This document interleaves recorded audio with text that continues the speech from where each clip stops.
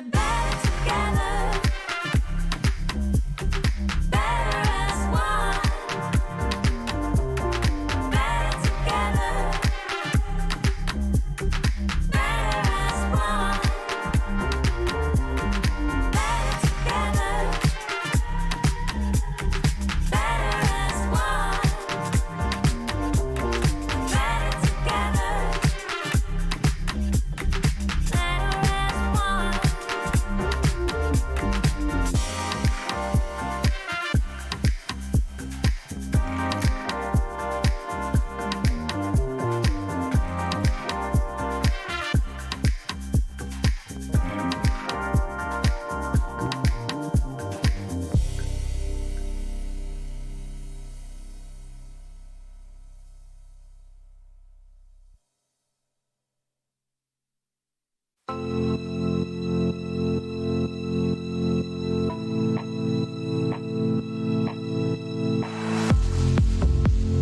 How can I save you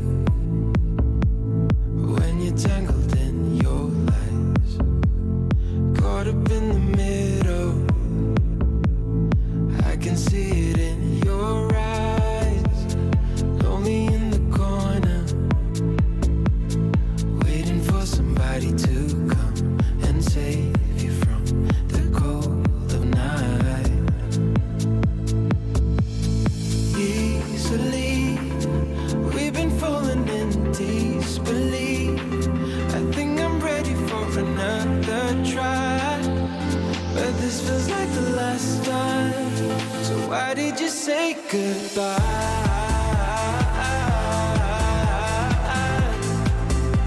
It's better to say goodbye.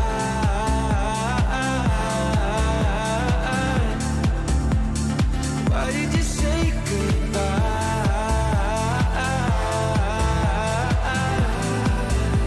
It's better to say goodbye.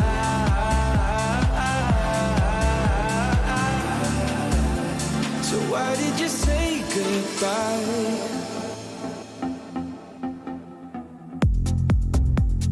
Quiet like the ocean, with the rumble running deep. This is how I see you, when you hide your feels from me. Why you heavy-hearted? Cut the silence, talk to me.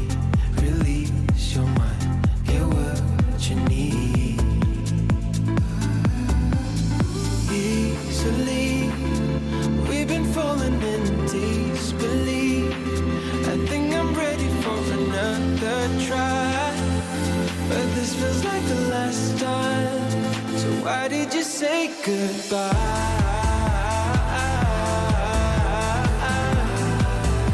It's better to say goodbye.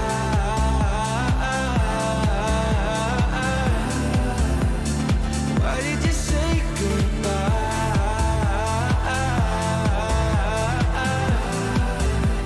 It's better to say goodbye.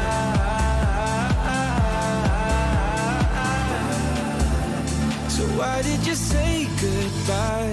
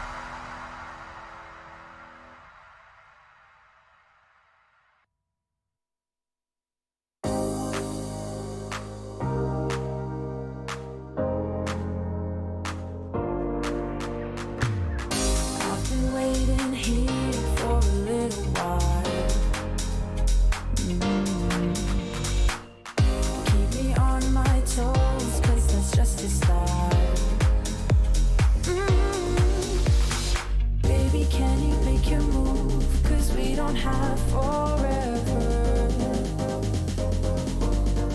Maybe I could take your pain and turn it into pleasure. Into pleasure.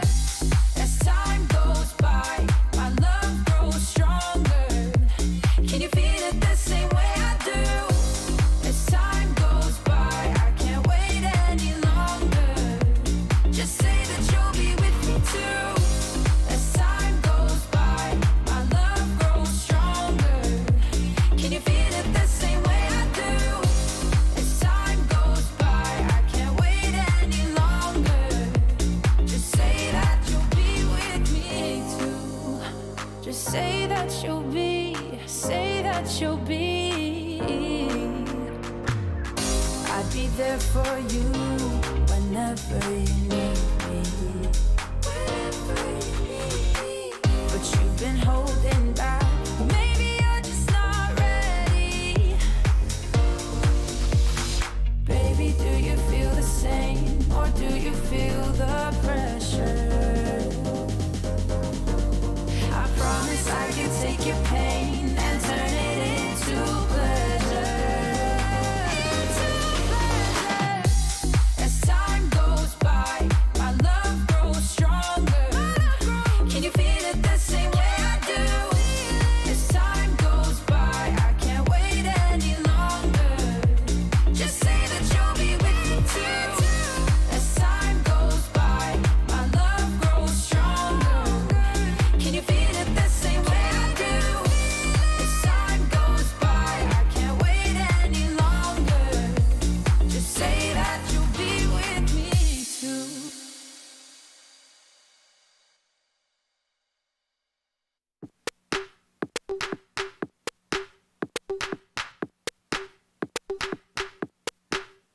Deep minds, we were forced to be alone.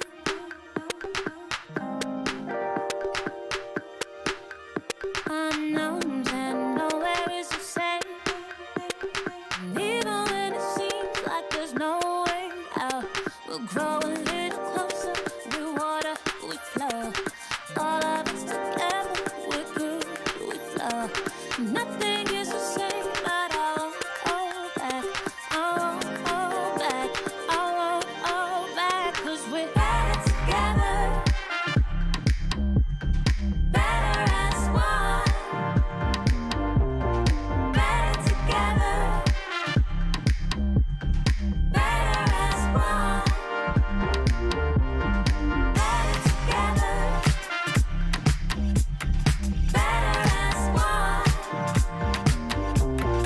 Better together. Better as one.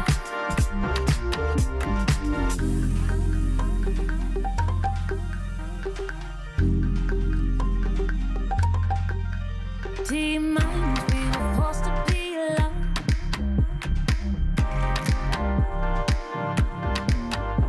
Unknowns and nowhere is the same.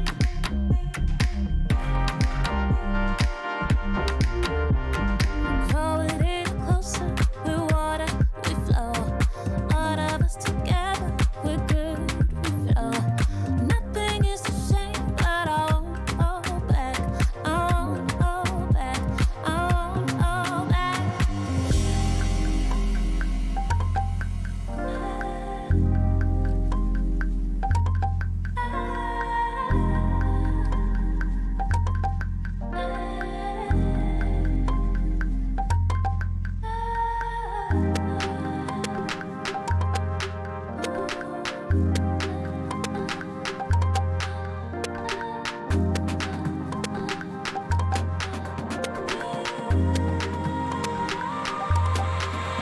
Cause we're better together. Better as one. Better together. Better as one. Better together. Better as one. Better together. Better as one.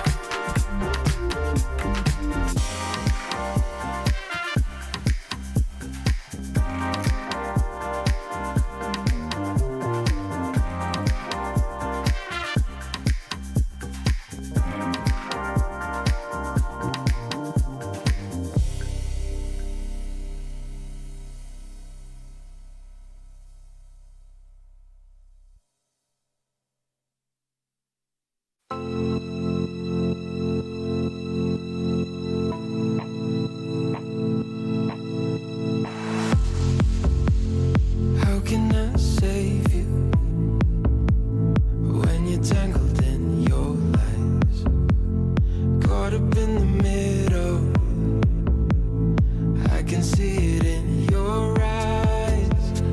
Lonely in the corner, waiting for somebody to come and save you from the cold of night. Easily, we've been falling in disbelief. I think I'm ready for another try, but this feels like the last time. So why did you say goodbye?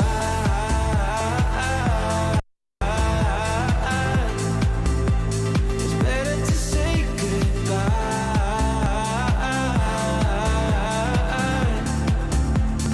Why did you say goodbye?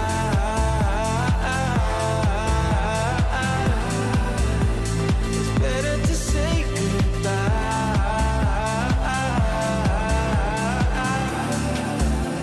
So why did you say goodbye?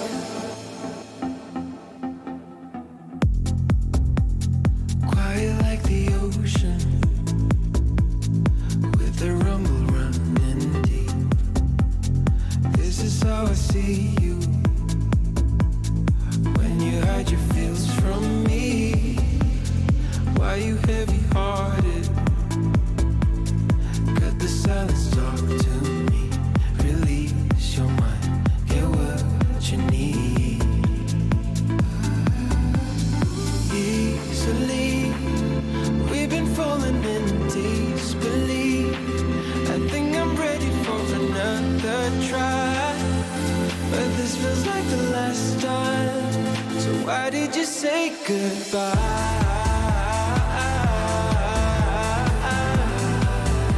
It's better to say goodbye.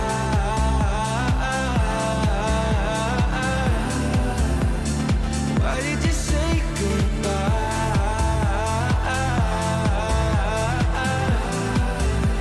It's better to say goodbye.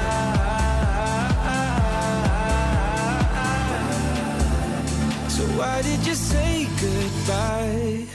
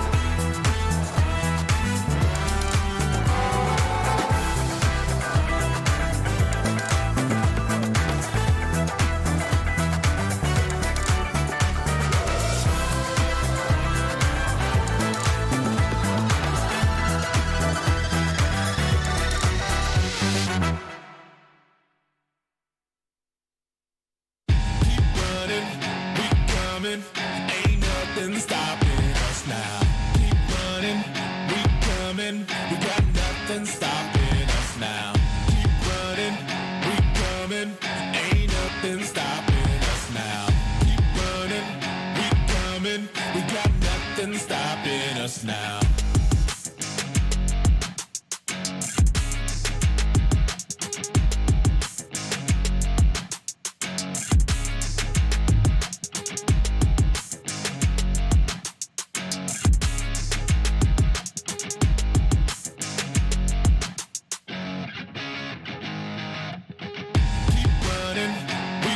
Ain't nothing stopping us now.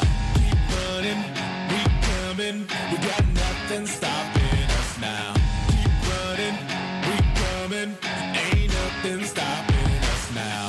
Keep running, we coming. We got nothing stopping us now.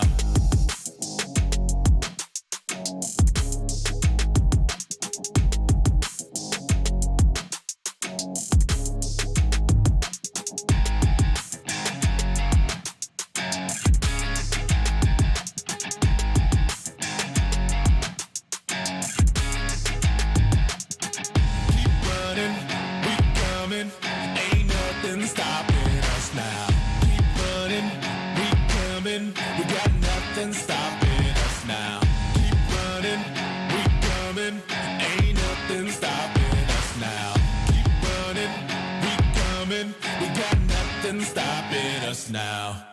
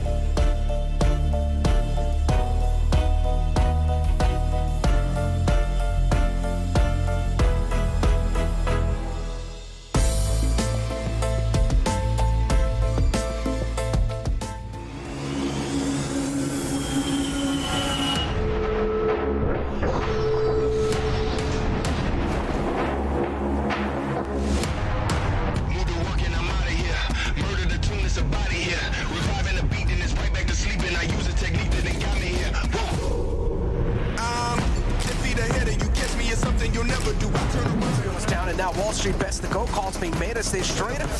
Incredible. This how it goes at the top. Amount of time to try and make it in. Now it's all down to the final two men up. Dope. They have all the players. I give it. Look at my eyes. One singular spot, getting the rest on the Xenox. Like, this is the last fight. I got a lot on the line.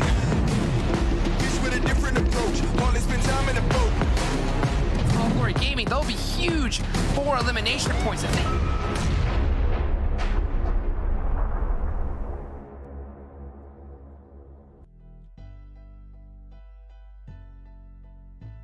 Hello and welcome Welcome everybody to week 2, day number 1 here of the PMPL NA 2022. I'm your host, Hot Jukes. Hope you guys are stoked, ready for a great show today. Of course, the show couldn't be done without none other than Monster Energy, our official energy drink partners. I hope you guys have been staying tuned and keeping up to date with this tournament because it is insane. This format, everything has been incredible. Make sure that you guys are adding us on Twitter, talking about it, and every time you do, make sure you use that hashtag PMPLNA because, well, I just got it in my ear that really soon your post might just get featured here on the show. So, as you can see right down there, yep, might be shared on the broadcast, so make sure, don't forget, hashtag PMPLNA. Since we are NA, let's get the show started. And of course, I gotta get it started with my insane, the best of the best analyst desk. We got Seven Worlds Gaming and Sandstorm. What's up, boys? How y'all doing? Look at Seven. He's ready, armored up and ready to pull up. Let's go. What up, Seven? I'm feeling good, man. After that phase 1 that we had, after that finish to that week 1, it was amazing. I can't wait to see what we're gonna be seeing here at the start too of phase number 2. How are you doing, Sandstorm? I'm hella excited. We finished week 1. Now we got to start week 2. And of course, I just want to see what's going to happen. Are we going to see the same consistency? Or again, are there going to be any surprises, Hot Jukes? I don't know, but I'm waiting.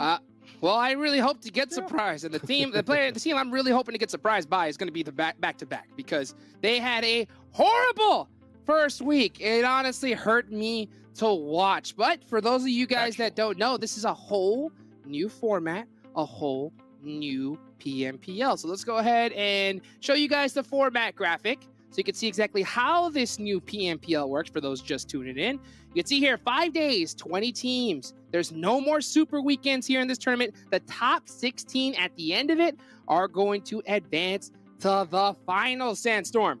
Heck yeah, and the finals, of course, the teams are going to be starting, like we said, with a different style this time, where they're going to be starting the finals with points that they're going to gain over the course of the 3 weeks, and that's the bonus points that we're talking about here.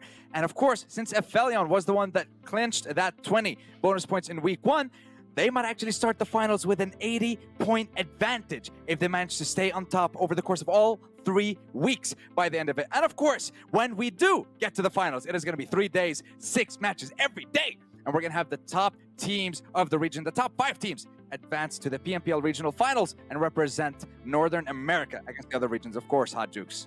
Yes, and that's what we're really looking towards. Who's going to be that squad from NA that can compete on the global level? And honestly, all the history of teams that have competed internationally, we have not yet had a squad really take that first place. And we're looking for a squad that at least can get us in the top 3, right? That's what we're kind of looking for. But let's talk and take a look at what we got going on right now. And that is for the prize pool for this PMPL. So you can see what is on the line here. To be honest with you, those slots, right? Those slots are going to be the main prize. But hey, putting some extra cheddar on the way to it is what we're talking about here. First place, $8,000. Second on over, $4 grand. But we got some awesome bonus prizes here for the most eliminations, chicken dinners, and $1,000 for the MVP. Sandstorm and Seven. What do you think about the finals prize? I mean, I'm looking forward to it. I'm pretty sure all the players are going to be looking forward to it. We saw some changes already for like MVP. The race for that is going to be pretty intense unless Coops just continues to dominate this phase 2. And for league stage, I'm feeling Esports right now is looking pretty good at maintaining that first place, although anything can happen, boys. We talk about consistency, so we'll see if they can actually continue to be on that first page, on that first place, and get the $8,000. But once we go to the finals, I mean, $15,000 for first place. And on top of that, you guys said it during the format video, some of the teams are going to be able to, you know, advance to the next point, to the regionals championship. Yeah, that regional championship is what we're looking for. You know what? The team that is on everybody's name right now is APHELION Esports. They crushed it here in the first week. My boy Valak, you know, priorly K19, got that slot, got this squad together, and man, have they been putting in work. So Sandstorm, as we bring up this graphic here, I want you to just break down just how insane their performance was here in week 1. APHELION Esports, baby. We're talking about the team that clinched 6 winner chicken dinners. They still managed to end up top 2 twice, top 3 another 2 times, and they managed to still end up a top 4 in another game. They had 11 out of their 20 games in week 1 in top 4. But unfortunately, when we talked about consistency, they also ended up in the bottom half, rather when it comes to 11th until the 16th. 8 out of the 20 teams. But when we look at the stats, we have to talk about Trick. This man carried the team in the early days of week 1, getting almost half the team's eliminations, like we can see 53 by the end of week 1. But finally, the team rallied behind them. We saw Nate and Zuko putting up some huge numbers in day 2 and day 4 as well. And then finally, Clown showed up on day 3 with a couple of clutches. So don't let his numbers fool you. Don't let those low eliminations fool you. They were impact eliminations by the end of the week. Incredible performance from a team that no one really expected such a strong performance from them coming into the first week of the split. Everyone was talking about back-to-back nights. These guys are just legends when it comes to this tournament. But APHELION, they just crushed it. And they gave themselves a 54-point lead when it comes to their overall ranking at the end of week 1. That is a massive start for this lineup. Yeah, remember, for everybody in the format, all the weeks, all the phases combined, that's going to be some bonus points as well. So they got a massive lead there, and they're hoping to continue with that lead. And they did not end up first place by accident or by luck. The way they played, the way they were pushing squads, this squad came to play.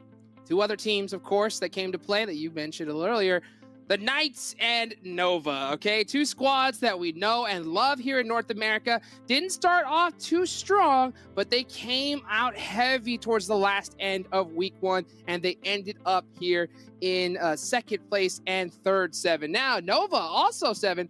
Nova was the first team in North America to win a Living match. They were, and it's going to be interesting to see how they're going to continue, if they even get back to the Living match, which, I mean, more than likely, it's no way Esports. They will try to get there. But as we're looking at the stats here, Pittsburgh Knights, I mean, this team is just being so much more aggressive, especially since day 3, day 4, and day 5. It was a completely different team. Look at the eliminations that they were able to put up, the average survival time. Now, if we kind of break this down a little bit more, day 1 and day 2 for Knights, they were averaging a placement of about 9.3. After that, though, between day 3 and day 5, they were averaging a placement of 5th, which is it's a great jump up, and it's not just great. It was huge because they were able to also start fragging out. That's when we saw performances from Coops being able to come up, and he was able to get 17 elims, 22 elims, and then on the final day, he was able to get 10 elims too, which, I mean, if you compare it to the 17 and 22, that might not sound like a lot, but ladies and gentlemen, that is a lot. And then when we go to Nova, I mean, between day 1 and 2, this is the team. You mentioned it. They did start slow. They were averaging about a 7th place finish, but on day 3 and 5, they were able to improve it a little bit more to a 6.6. Not a huge jump up like what we saw from the Knights, but for Nova Esports, I feel like they have been able to be a little bit more consistent. This week, though, I would like to see them be a little bit more aggressive. With Nova, we kind of started to see flashes of that at the end of last week. And I'm pretty sure this team is going to be looking to play Sandhawk, because every single time they play Sandhawk, they were guaranteed a 2nd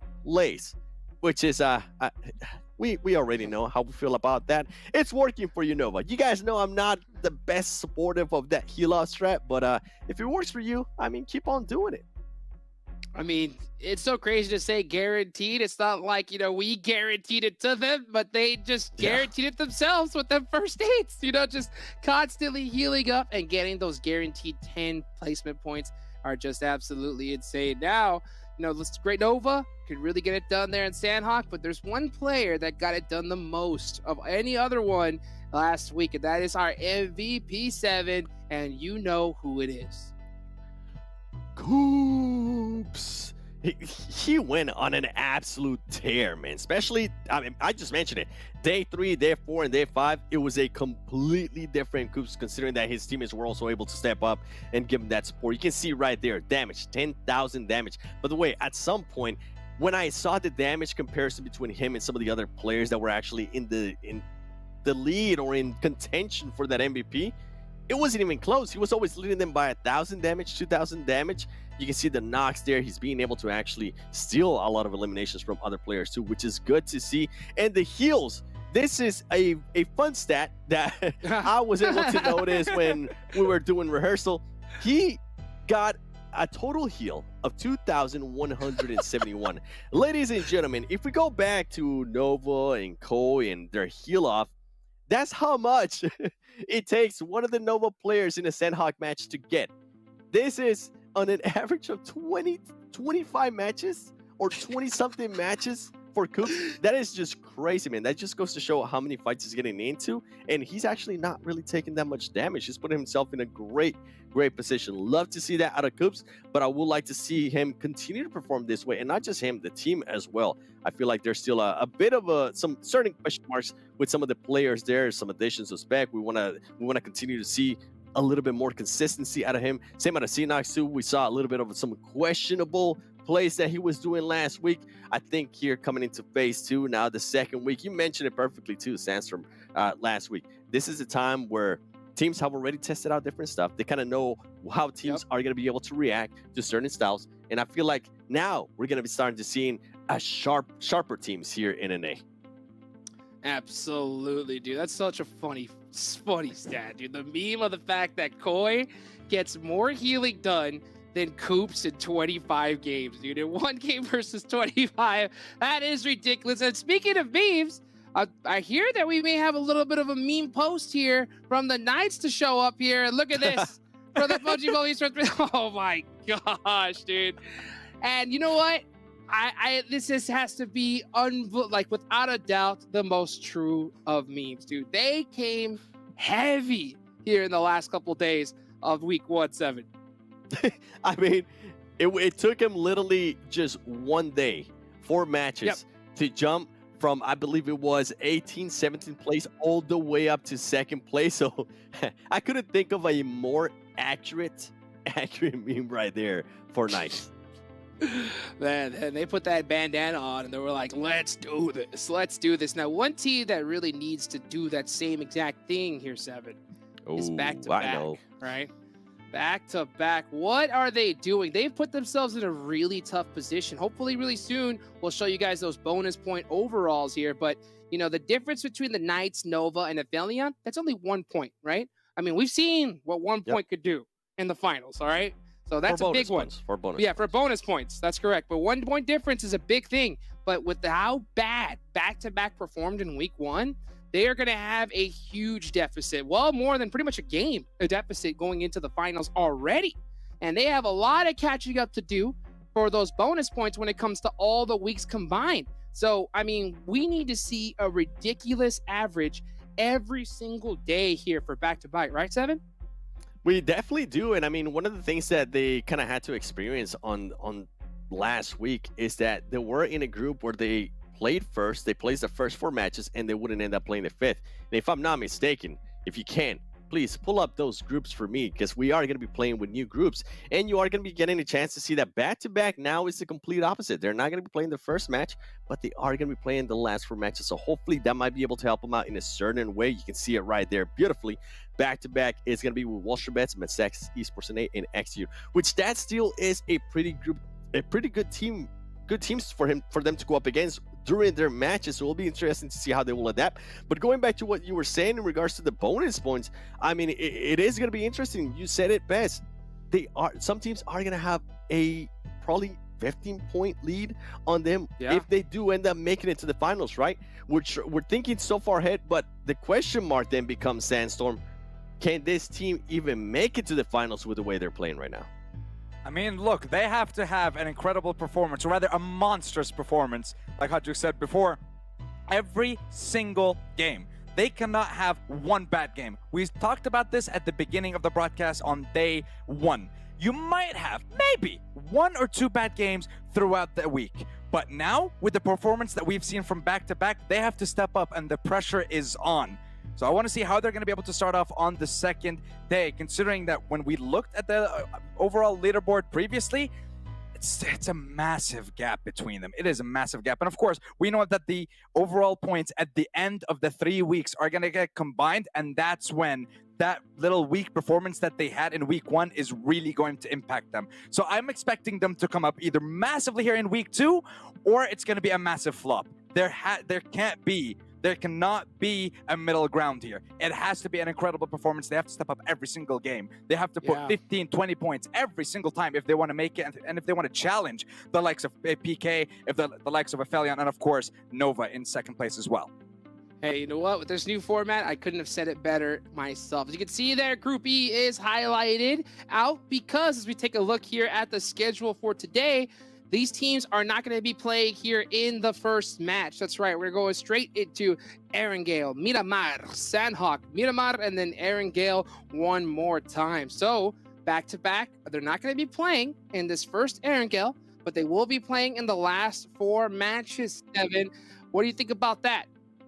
I think it's going to be great for them. One of the best performances, if I'm not mistaken, was during Miramar. So for them to be able to actually get a chance to play 2 Miramars here at the start, hopefully that can turn into a confidence boost for this team, right? Maybe their confidence might be a little bit down too. And I mentioned it in the past too, this team didn't really have the best performances in MWI, so they might be a little bit hindered from that too at this moment. But if there's ever a time to wake up, now is the time to wake up. Every match counts with this new format. So back to back. I know you're not playing this first match, but hopefully you guys are paying very close attention. Very close indeed. Thank you so much, Seven. Thank you so much, Sadstorm. Let's get game number 1 on the road. We got none other than Imperium and Zute. Take it away. Thank you very much, gentlemen. Another week, another set of opportunities for all these teams to indeed get themselves back on the drawing board, claim those points, and really, of course, playing towards the bonus points leading into the final. Zute, you've had a couple of days to kind of reflect on what we saw from week 1. APHELION, they've been the blueprint, but can they continue on the momentous ride that they've shown across the first 5 days? I'm glad you brought up APHELION. That's actually the first team that I want to talk about as we head into match number 1 here on the beautiful island of Erangel. So APHELION, right? They absolutely crushed it. And after day 1, we question, did they get lucky? Are they consistent? Day 2, they crushed it. And then I believe day 3 or day 4, when you weren't here, they won 3 out of their 4 matches. They won the first 3. And the whole entire, like, everybody was just like, can they set a world record winning 4 out of 4? We've seen 3 before, but never 4 out of 4. Unfortunately, they weren't able to do it. So, yeah, APHELION's looking really solid. They are, like, way up there. But to be honest with you, Imperium, for me, I know we started off with, was it a lucky day? Then was it a lucky 2 days? For me, I still question it, kind of like, was it a lucky week? Now, as well as they did, I just still can't shake the feeling that it's just like, I gotta see more than 1 week. I actually, I'll say it right now, I need to see more than even just 2 weeks, because we've seen teams at the very tippy top, and then they will still fall off really hard.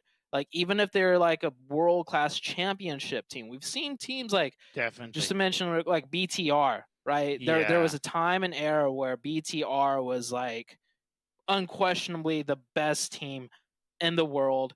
And then the very next split that they played back in, you know, their country, their region, they fell off so hard. So the same could happen to APHELION. So it's like, I don't want to say I doubt them, but I need to see more. I need to see just more gameplay out of them, to put it simply. Definitely. I do understand your hesitation, without a shadow of a doubt.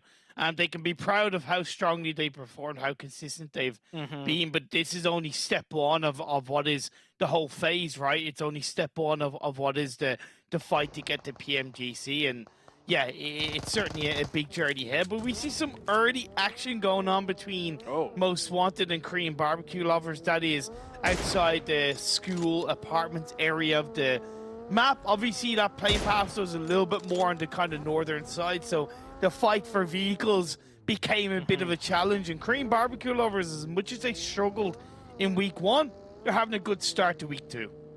Yeah, week 1 was, I would have to say, tragic for them, because they were making that comeback towards the very end. In their final matches, we were seeing huge signs of life, but unfortunately for them, they just couldn't break into that top 12 when it was all said and done, and they missed out on the Livic bonus match.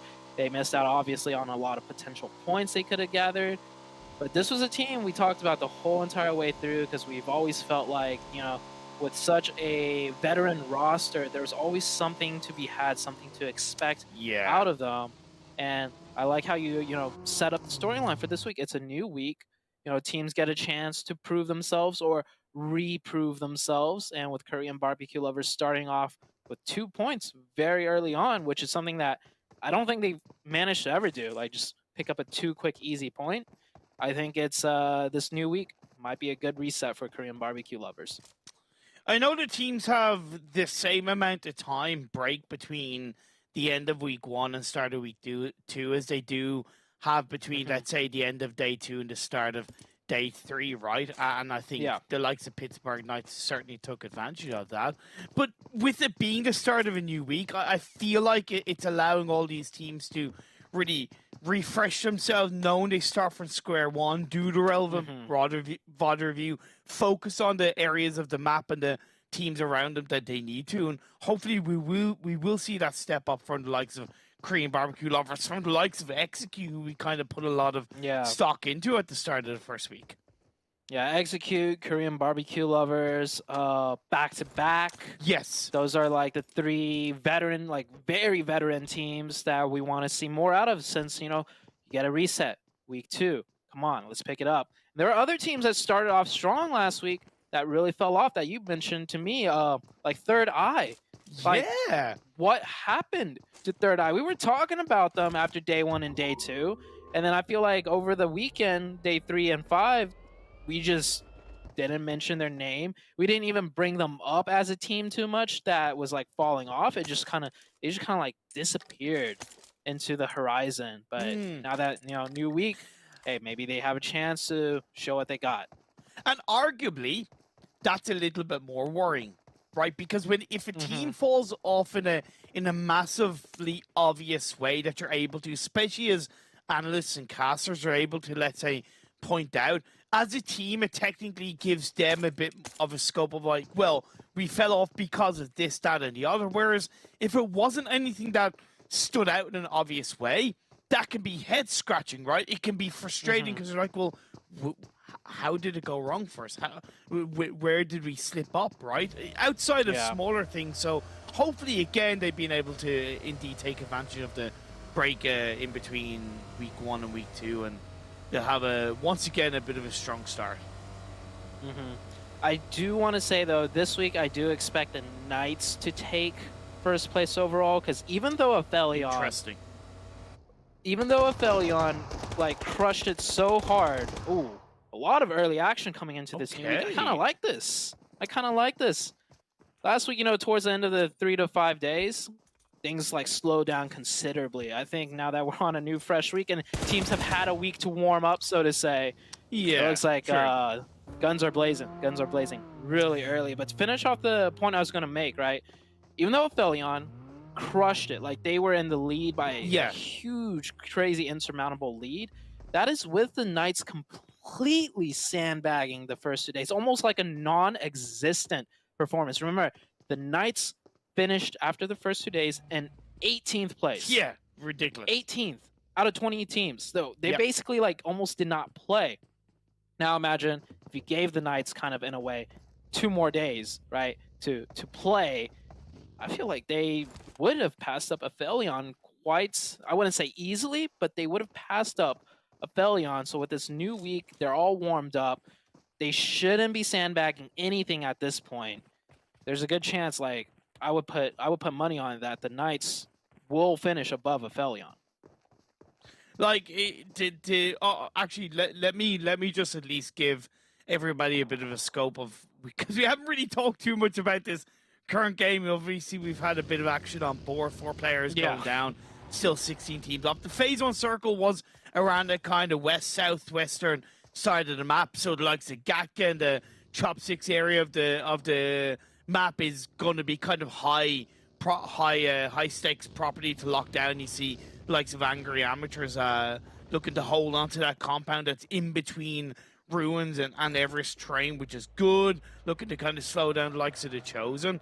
But to go a little bit back towards Pittsburgh Knights, in 12 games, which is day 3, day 4, day 5, they scored a total of 192 points, which is an average of 16 points per game. So I definitely see where you're coming from around Pittsburgh Knights kind of coming into this week's so into week 2 as maybe the top team. But another team that I want to point out, and I'm curious on your thoughts of, is WALLSTREETBETS. Because a little bit similarly, they were kind of 13th at the end of day 2, and they ended a week in 5th place. A big glow up in my eyes. Yeah, a glow up similar to the Knights, I'd have to say. Not just like points wise, but almost like in play style. Yes. They just started to, you know, win their fights, and WALLSTREETBETS, they started to like kind of show they were a team not to be reckoned with and that they could play the game. So not as big as a jump from like 18th to 3rd, but it was noticeable. It was very noticeable when they started to take fights, you know, rather earlier on for position inside the, you know, better position in the circle, and they started to win a lot of those fights, like back-to-back-to-back fights. WALLSTREETBETS, they're also another team coming in here that, you know, you might want to keep an eye out for. So as far as like teams that really started to do better and better towards the end of week 1, it would honestly be, for me, like the Knights and the Panthers. The Panthers started to pick it back up again. And WALLSTREETBETS, those are the 3 teams that come to mind that, you know, really started to shoot upwards until the start of this week. Well, that was last week, I suppose, and we've gone on quite a bit about it. This is this week, and it's, like we said, another chance. Let's get on and talk about this game number 1 of the day. APHELION Esports under a little bit of early pressure against the side of Dope Esports. Now, Dope were already down 2 players off the back of HQA and that altercation earlier on, but they're certainly still looking to puff up their chest, make a bit of noise. And it's important because this kind of compound that they have inside phase 2, it's a little bit more on the south side, but it's a super important compound setting up for phase 3. So them able to slow down APHELION, even as a 2-person team, is pretty credible. Yeah, and I love how much pressure they're putting out. They're taking shots as if they were a 4-man team. So that's really good to see. If they let up any like pressure onto APHELION, APHELION might actually be pushing that.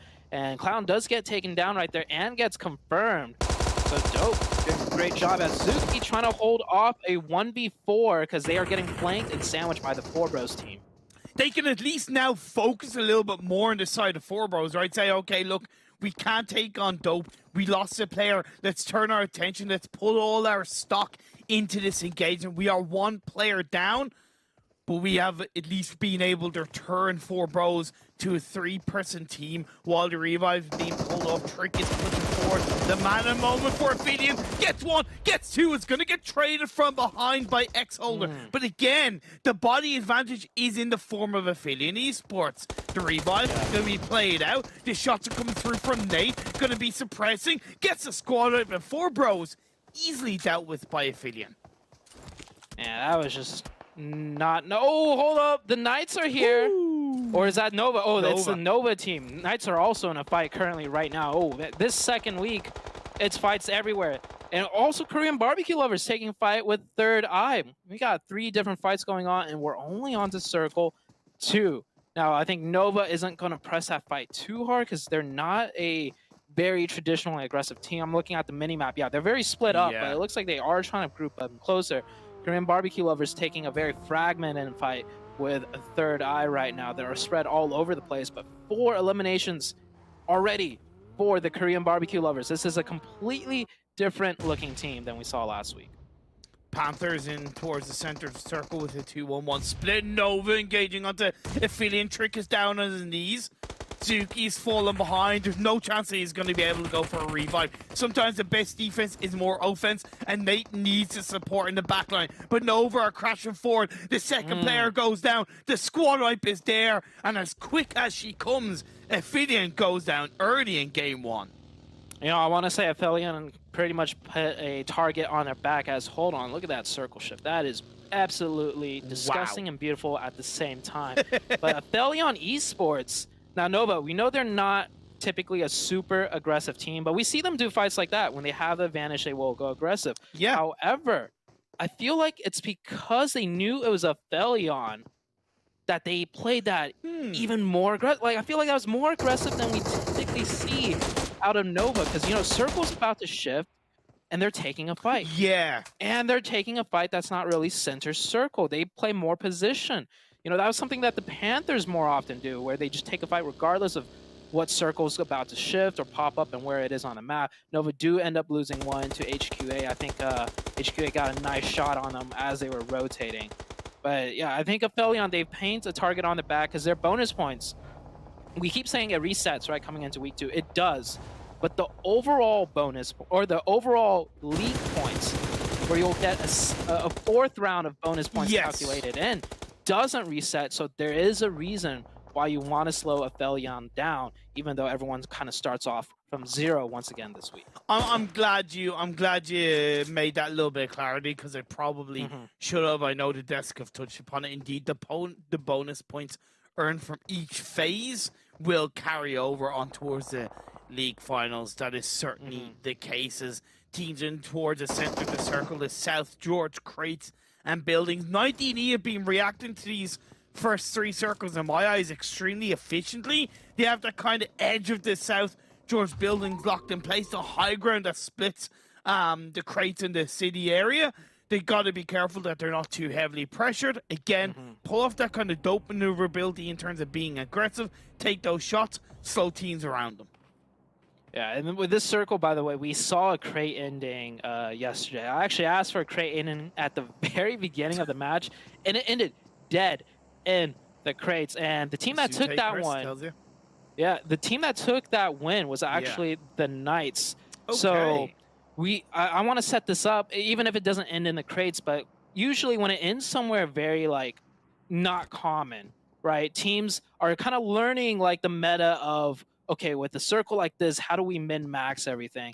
And the Knights won it they won it so convincingly. They had 4 players up towards the end of the stage. Everyone else was pretty much beaten and battered, and they didn't just go straight into crates and rely on zone blesses. So the Knights, there's a chance if it ends anywhere around there, they already know from yesterday or 2 days ago exactly how to play this, and they should be looking in very confident form because they are holding pretty much almost a very similar position to the crate game of 2 days ago.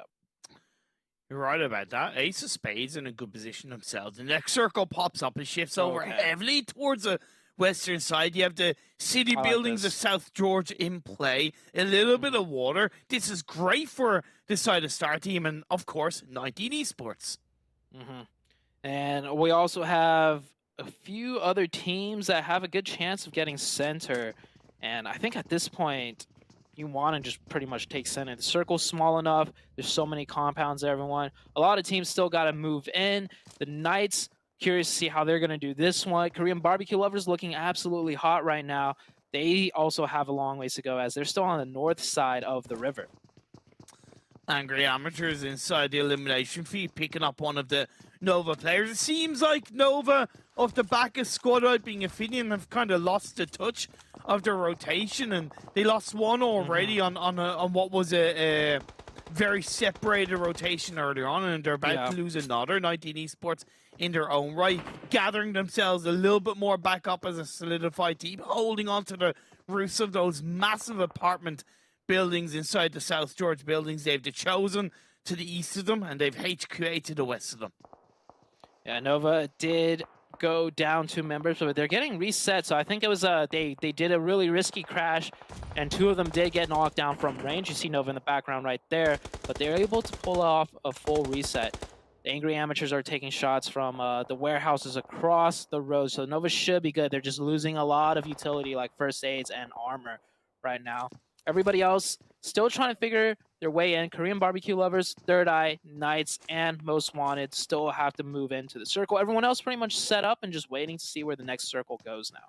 Rotating, the Knights are down towards the southwestern edge of the circle, going past Most Wanted, but Most Wanted are down 2 players, so they might not be looking so much for an engagement, just trying to stay a little bit huddled down and towards the trees outside the Everest building. Ace of Spades now going for the crash on towards Nova. Kindness picked up one, and Demembe picks up another, traded quite effectively. That's exactly what they need to do, but versus left on his own. inside that building. I think his teammate is further back, if I'm not mistaken. And of course, like the Angry Amateurs who had picked up a couple of knocks into Nova, maybe looking to third party. Gotta be careful, don't go in on your own. Nemesis is going to be able to come in. The squad wipe is effectively pulled off by Ace of Spades, and if they can get the revive onto Blinky, back up as a 3-person team on the crash, that's good stuff from Ace of Spades.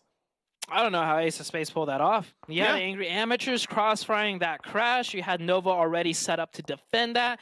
And Ace of Spades, they only lost one player through all that chaos, and they get the reset. That's a really good job out of Ace of Spades. Really good composure. And Ace of Spades, also another team that did really well last week. A very just overall like consistent top end above average performance. Meanwhile, the Knights right now taking a fight with the Panthers. And that is one team you still don't ever want to take a fight with, and you see why. Chico actually popping up and taking down his ex-teammate, Coops, for the opening. Frady from long range gets Xenox, who was taking an off angle, and the Knights are falling apart right now. Is this the start of the week curse? Is this the Imperium curse for Knights? Where, while I'm casting, they just can't seem to perform? I don't know, but it's a little bit of a scary start for the week. From PK down to 2 players, now Spec joining up with Tensa. The blue zone starting to crash closer towards the edge of both of these teams. The Panthers are going to be able to get revived back up as a full squad, but Mozo is a lot further apart from the rest of his team, so it's a bit of a 3-1 split from the Panthers. Mozo is the IGL of the team, so he's in that forward position to just get more info on the new circle shift, where to direct his teammates next after they take care of the Knights. So yeah, Moso's doing a great job of just playing heads up for the rest of the team. And the Knights, they're being battered and bruised right now. Only 2 up. Nades are coming in. They're being shot from every direction. They can't even go too far up to challenge the Panthers because Ace of Spades will start shooting them in the back. So very difficult position for the Knights to try and stay alive in right now. The best thing in my eyes is Tensa gets knocked down to the ground a little too late. That's going to be the end of Knights. I was going to say the best thing that the Knights could have asked for would have been a team crashing in, a third party effectively to slow down the Panthers, but it wasn't meant to be. Most want to go down as well. We are left with 11 teams, 36 players remaining. Angry Amateur Skrr goes down. Robin from the side of Stark Gaming looking to take a couple of flavoring blows toward the side of Angry Amateurs. This is the warehouses inside the circle, a core part of Phase 5 for Star Gaming as Angry Amateurs go down. Angry Amateurs showing exactly why they're named Angry Amateurs. That was the most amateur play I've seen in a circle like this with 4 people up. You don't try and drive YOLO into the zone. You just take your 4-man advantage, take the nearest fight, clear that out, and go from there, which would have been Ace of Spades. They just kind of threw away the fact that they had 4 players. And yeah, like you see how difficult it is to try and rotate in on this. Like everyone else in the zone and compounds, they're just going to be waiting to shoot at anything that moves. So nice try for Angry Amateurs. Star Gaming, they still hold the circle. There's only one other team that needs to kind of make their way, or 2 other teams, Korean Barbecue Lovers and THIRDEYE. They still need to make their way into the zone. 19 years still inside the buildings of South George. Ace of Spades go down. Arguably a little bit of a similar mistake as Angry Amateurs. I know they were 1 less player in that rotation, but arguably they could have waited, in my eyes, a little bit longer and played towards the blue closing in, and hopefully other teams would have been distracted at this point. 19E though, they cannot get distracted by anybody else. The focus has to be on slowing Korean Barbecue Lovers down. Phase 6 will chunk you down so much that it's going to be so hard to survive for any of these teams that are withering inside the blue. As 19E, they wait, they strike. Joey's knocked down, and Opa from The Chosen, he's going to stay quiet inside the corner of the wall. Sam L was going to go for a med strat, but last player 19E forced his hand, so he will pick up a point. I don't know how many first aids he actually had. Probably for the better, because there's still 7 teams still alive. Next circle comes up, and it shifts back up into the city side. 19 Esports will be sitting comfortable, but with only 2 players. HQA, however, have 4 players right here in the zone. Star Gaming doing a little bit of a split. I kind of like that. It's just, you know, spread your players out, and eventually one of them will get a circle and a position in a zone this small. So good heads-up play for Star Gaming. Could have been very risky, though. I don't know if the other teammates can make it in, as the first one has, but at least Brian, he'll hold the fort down in the new circle. It's important that Brian looks to create a little bit of a smoke wall that's going to make it easier for the rest of the team to join him. But then I could arguably say that you don't want 3 players inside one cooked up building, right? All it's going to take at that point is a couple of nades, as don't go down. Alexi had done a decent bit of damage up until that point. He hit the 600 plus mark for his side, so certainly doing something as they go down in 6th place. 5 teams are remaining. Sorry, 6 teams are remaining, should I say. 19 players. The hit list still up as a full squad. They played ever since the early parts of the game, have reacted to circle shifts hovering on towards the southwestern edge, and now they should hopefully be able to use that man advantage to crossfire like the HQA, Star Gaming 19E, and even the Chosen if possible. Oh man, I hope the final circle goes into these compounds, because we have a 4-man team with HITLIST that will have to crash in. We'll see what happens. Right now, it is just 360 fire everywhere. TC with a nice spread, getting more angles onto everyone else trying to rotate into the zone. TC right now, the Chosen, with 4 eliminations. HQA has 5. They're dead in the center of everything. Panthers are starting to get picked apart. I think, even though they had a firm control of the southern side, that circle shift was a little bit too much for them to deal with. The hit list, they have 1 player knocked, but they're getting crossfired in their own right. Not having to scale back against the Panthers, so a little bit of breathing room created for the aggressive side. Down to 2 players in the form of Muscle and Frady. A crate drops down. Phase 6 is going to go very shortly into Phase 7. Where will it center up? You want that city building finished. It's not going to be the case. It's going to end in the open train. Gratifying possibly for the Panthers. So much harder now for the hitless as they have to walk down that hill into the edge of the circle. Oh, and hold on. The Chosen getting very aggressive, wiping out 19 Esports. And they did it. Oh, I want to say they did that before the circle popped up. So very heads up play right there. The Chosen looking to take control of the northern side, but there's still a 4-man team of HQA that they'll have to contend with. And with 15 seconds left before the blue zone pushes in, you know, the Panthers might actually have a chance at winning this match if they can hold off the push for the hit list. Now, the hit list, you mentioned, has a tough time going down that hill, but I think everyone on the north side of the city is going to be focused on each other, which gives the hit list somewhat of an opening to take a 4v2 with the Panthers. 5 teams remaining. 3 are on the north side. 2 teams are down on towards the south side, and the hitless have yet to make their way in towards the edge of the circle down on that southwest side. They've chosen. Players knocked down a Supig onto his knees, but hopefully Oppo will be able to get that revive off. You can see that the spread the Chosen have is not putting all their eggs in one basket, but arguably HQA are doing the same thing. They have that 2-2 split. The shots come out on towards the hit list. I said it was going to be so much more difficult for them, Zute, and they suffered 3 knocks trying to make it into the edge of the circle while the Chosen clean up the final player, a Star Gaming, and we are left with 3 teams. 3 teams, and this could be the Panthers game because HUA and TC are gonna have to fight each other. But that knock is huge. That's gonna force the Panthers to go for that revive, and they won't be able to take free shots on the way in when these 2 teams move in. But the circle's closing extremely slow right now. I expect a lot of smokes to be laid out. 4 out of the Chosen, 3 out of HQA, and the Panthers, well, they might just be able to shoot both teams on the way in and uncontested, but the smokes are good, covering a lot of sight lines here. It's a skirmish. There you go. Faker's gonna get knocked. That's gonna be a finish off. Down on towards low ground of the grass. The prone comes in, but the Chosen, they have absolutely no fear. Just fight. And you said this was the time for the Panthers to strike. 1 more player left. In a 1v2. The knock comes through with the SLR, but he's out into the open. The revive is being pulled off. I get that the body advantage could be the difference maker. We see 2v1s for the most part go in the favor of the team with the majority of the players. But that has given time for Supig to make it into the circle, to make it into a little bit of hard cover in the form of that crate drop. That's a level 3 helmet, level 3 vest, and a hell of a powerful gun.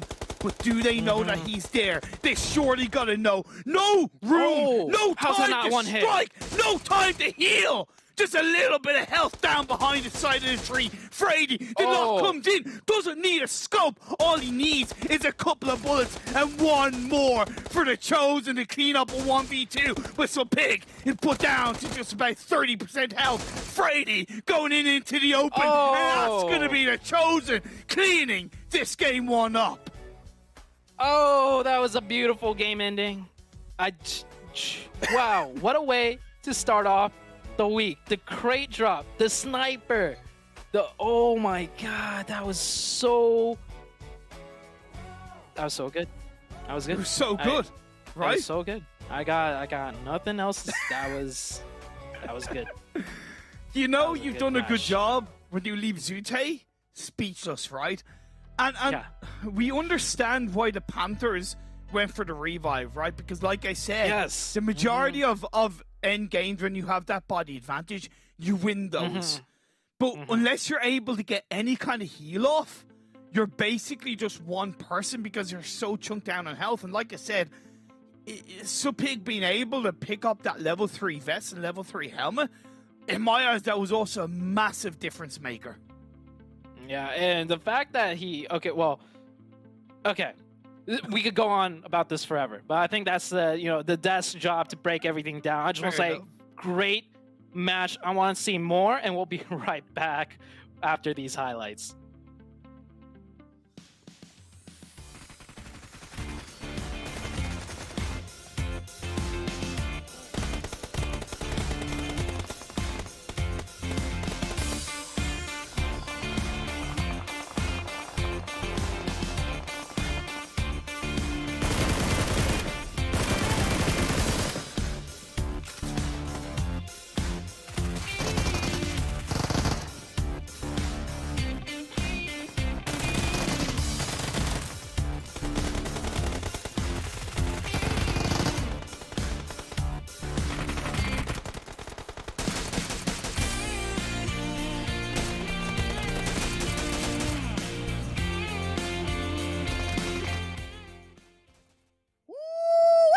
That is how I like to start off here, week number 2. I honestly thought that the Panthers had it. At first, I was like, the hit list should have this. That vehicle running into that rock.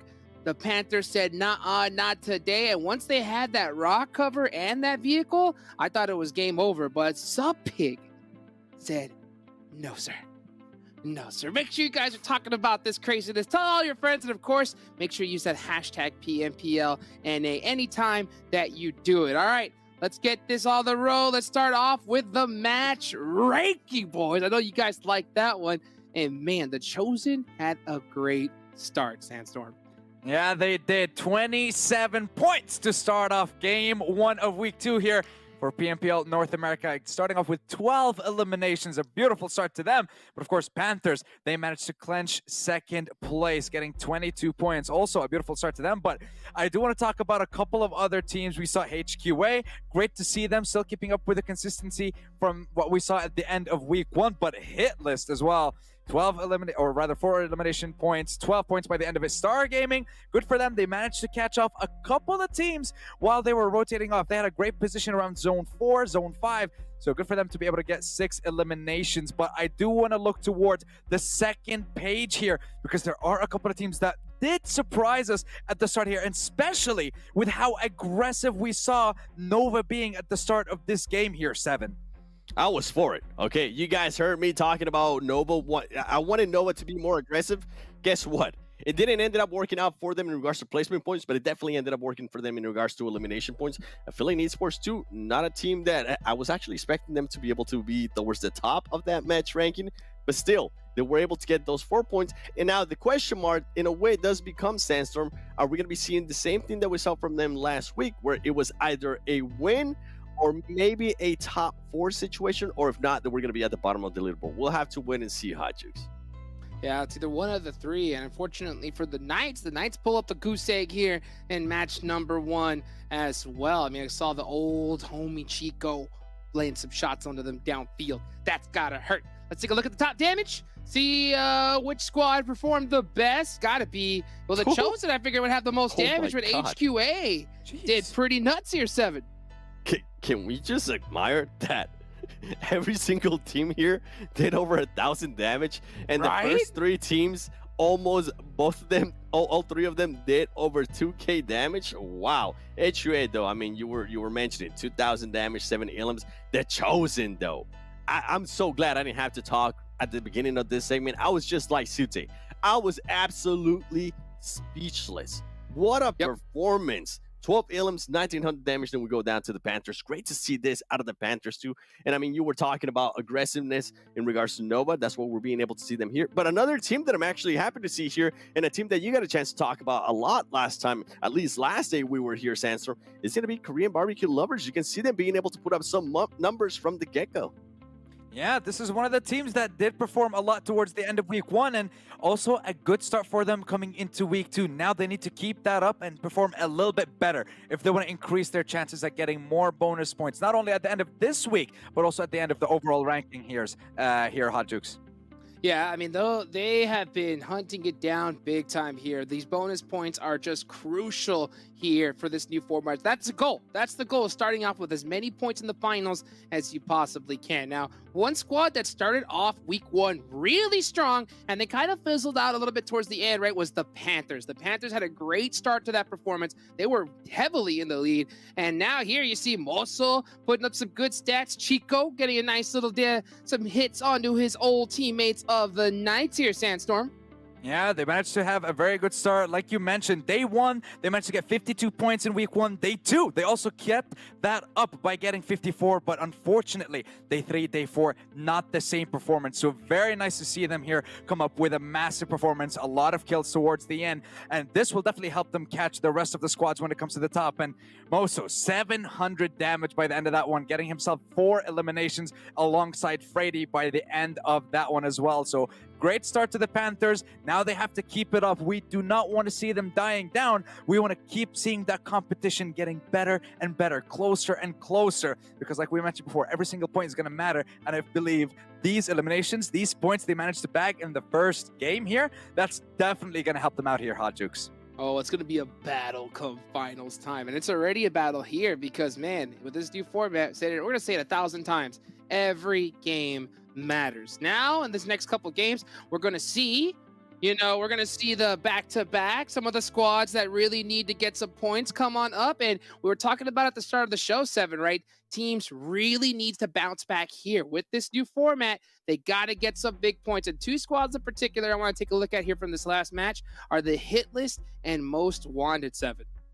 Yeah, I mean, with the HITLIST, this was a team that at the end of last week, they finished up the week in 17th place. And the reason why we're going to be comparing them to Most Wanted is because that's a team that was in last place. So we're talking about, you mentioned it perfectly, talking about teams that needed to step up. Guess what? The HITLIST was definitely able to do that. Finish with a 4th place finish. Those placement points are going to be looking really good for them at the start of the day. 763 damage, not the 1,000, not the 2,000s that we have been able to see, but this is a good performance for a team that was struggling in a big way last week. And you can see the eliminations there. Now, when we go to the opposite of that, right? Most Wanted, not really being able to get in eliminations and only being able to output just 100 damage. You can see a big contrast there. And the reason why we wanted to mention this too is because upcoming back-to-back is going to get a chance to play. I want to be able to see what back-to-back is going to be doing here in this next match.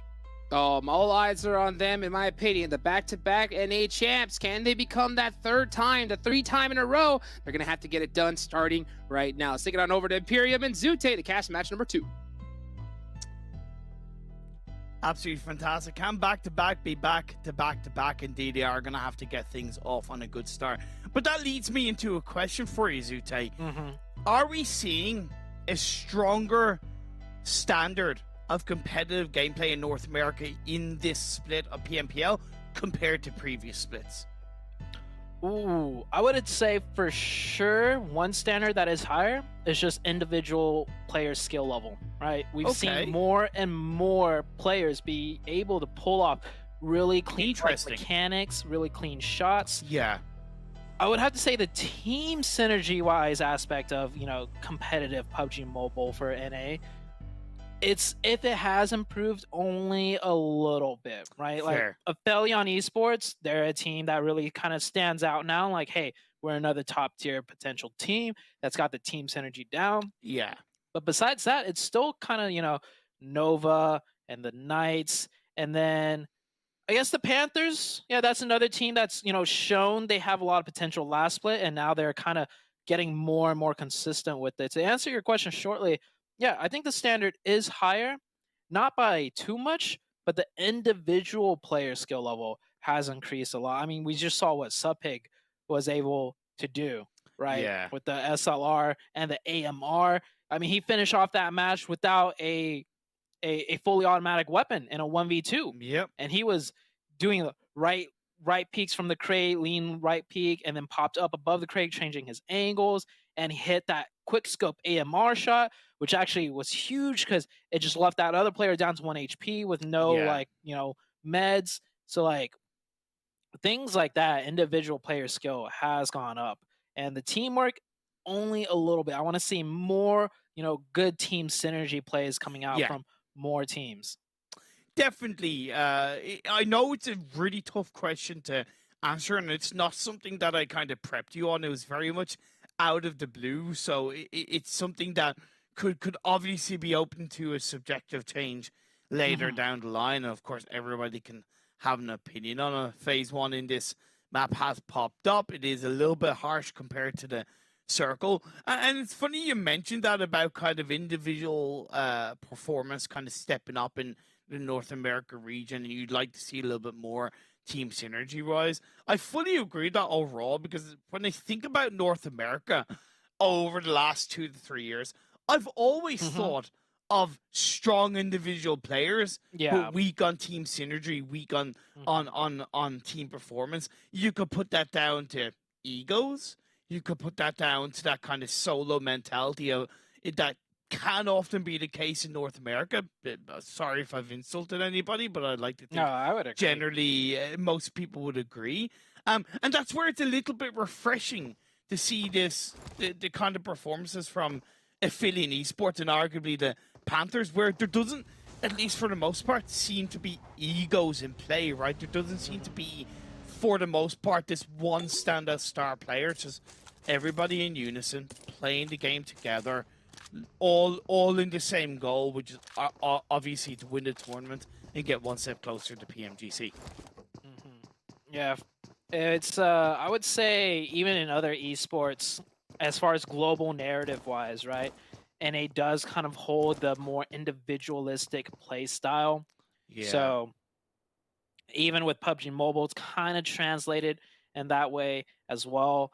But the tricky thing with PUBG Mobile though is it's like this is a heavy team oriented game, right? Not only is it not just one team versus another team, it's your team versus 15 other teams, which require even an insane more amount of synergy and teamwork and communication to get certain things into action and certain things to play through. And I just want to touch real quick on the zone. We are getting a very southwestern circle, and the plane path was very northern, like north to northeast. And so the first circle is completely opposite of that. So you might see a bit slower of a game here compared to that Erangel game, because teams need to take time to loot and then also take time to rotate in. Yeah, I'm glad you touched upon that with that phase 1 circle. It's going to be quite tricky for the teams. But then again, understanding and having that prep work done of where teams drop, how they generally rotate will play a big part in the success or non-success of your team. HQA, nice to see them get off to a good start in week 2. They made pretty positive strides across week number 1, ending in 11th place with a total of 154 points. So definitely getting onto that kind of somewhat okay bonus points sheet, but top 8 to me would be a big evolution in phase 2 if they can get there at the end of the week. A lot of teams right now looking to improve their performance from the previous week, even if just a little bit. And I think it's that kind of middle of the pack, like HGA finished 11th. I think it's that area that's the most volatile to change coming into this week.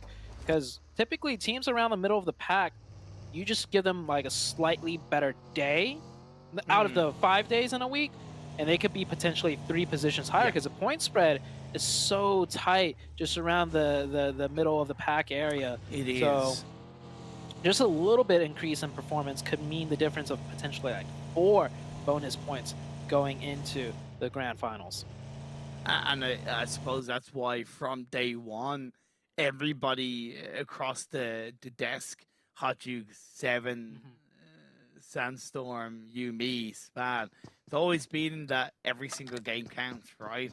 You know, it all matters at the end of the day. And yeah, we can afford an element of slip up because we're all human, should I say, in the lobby.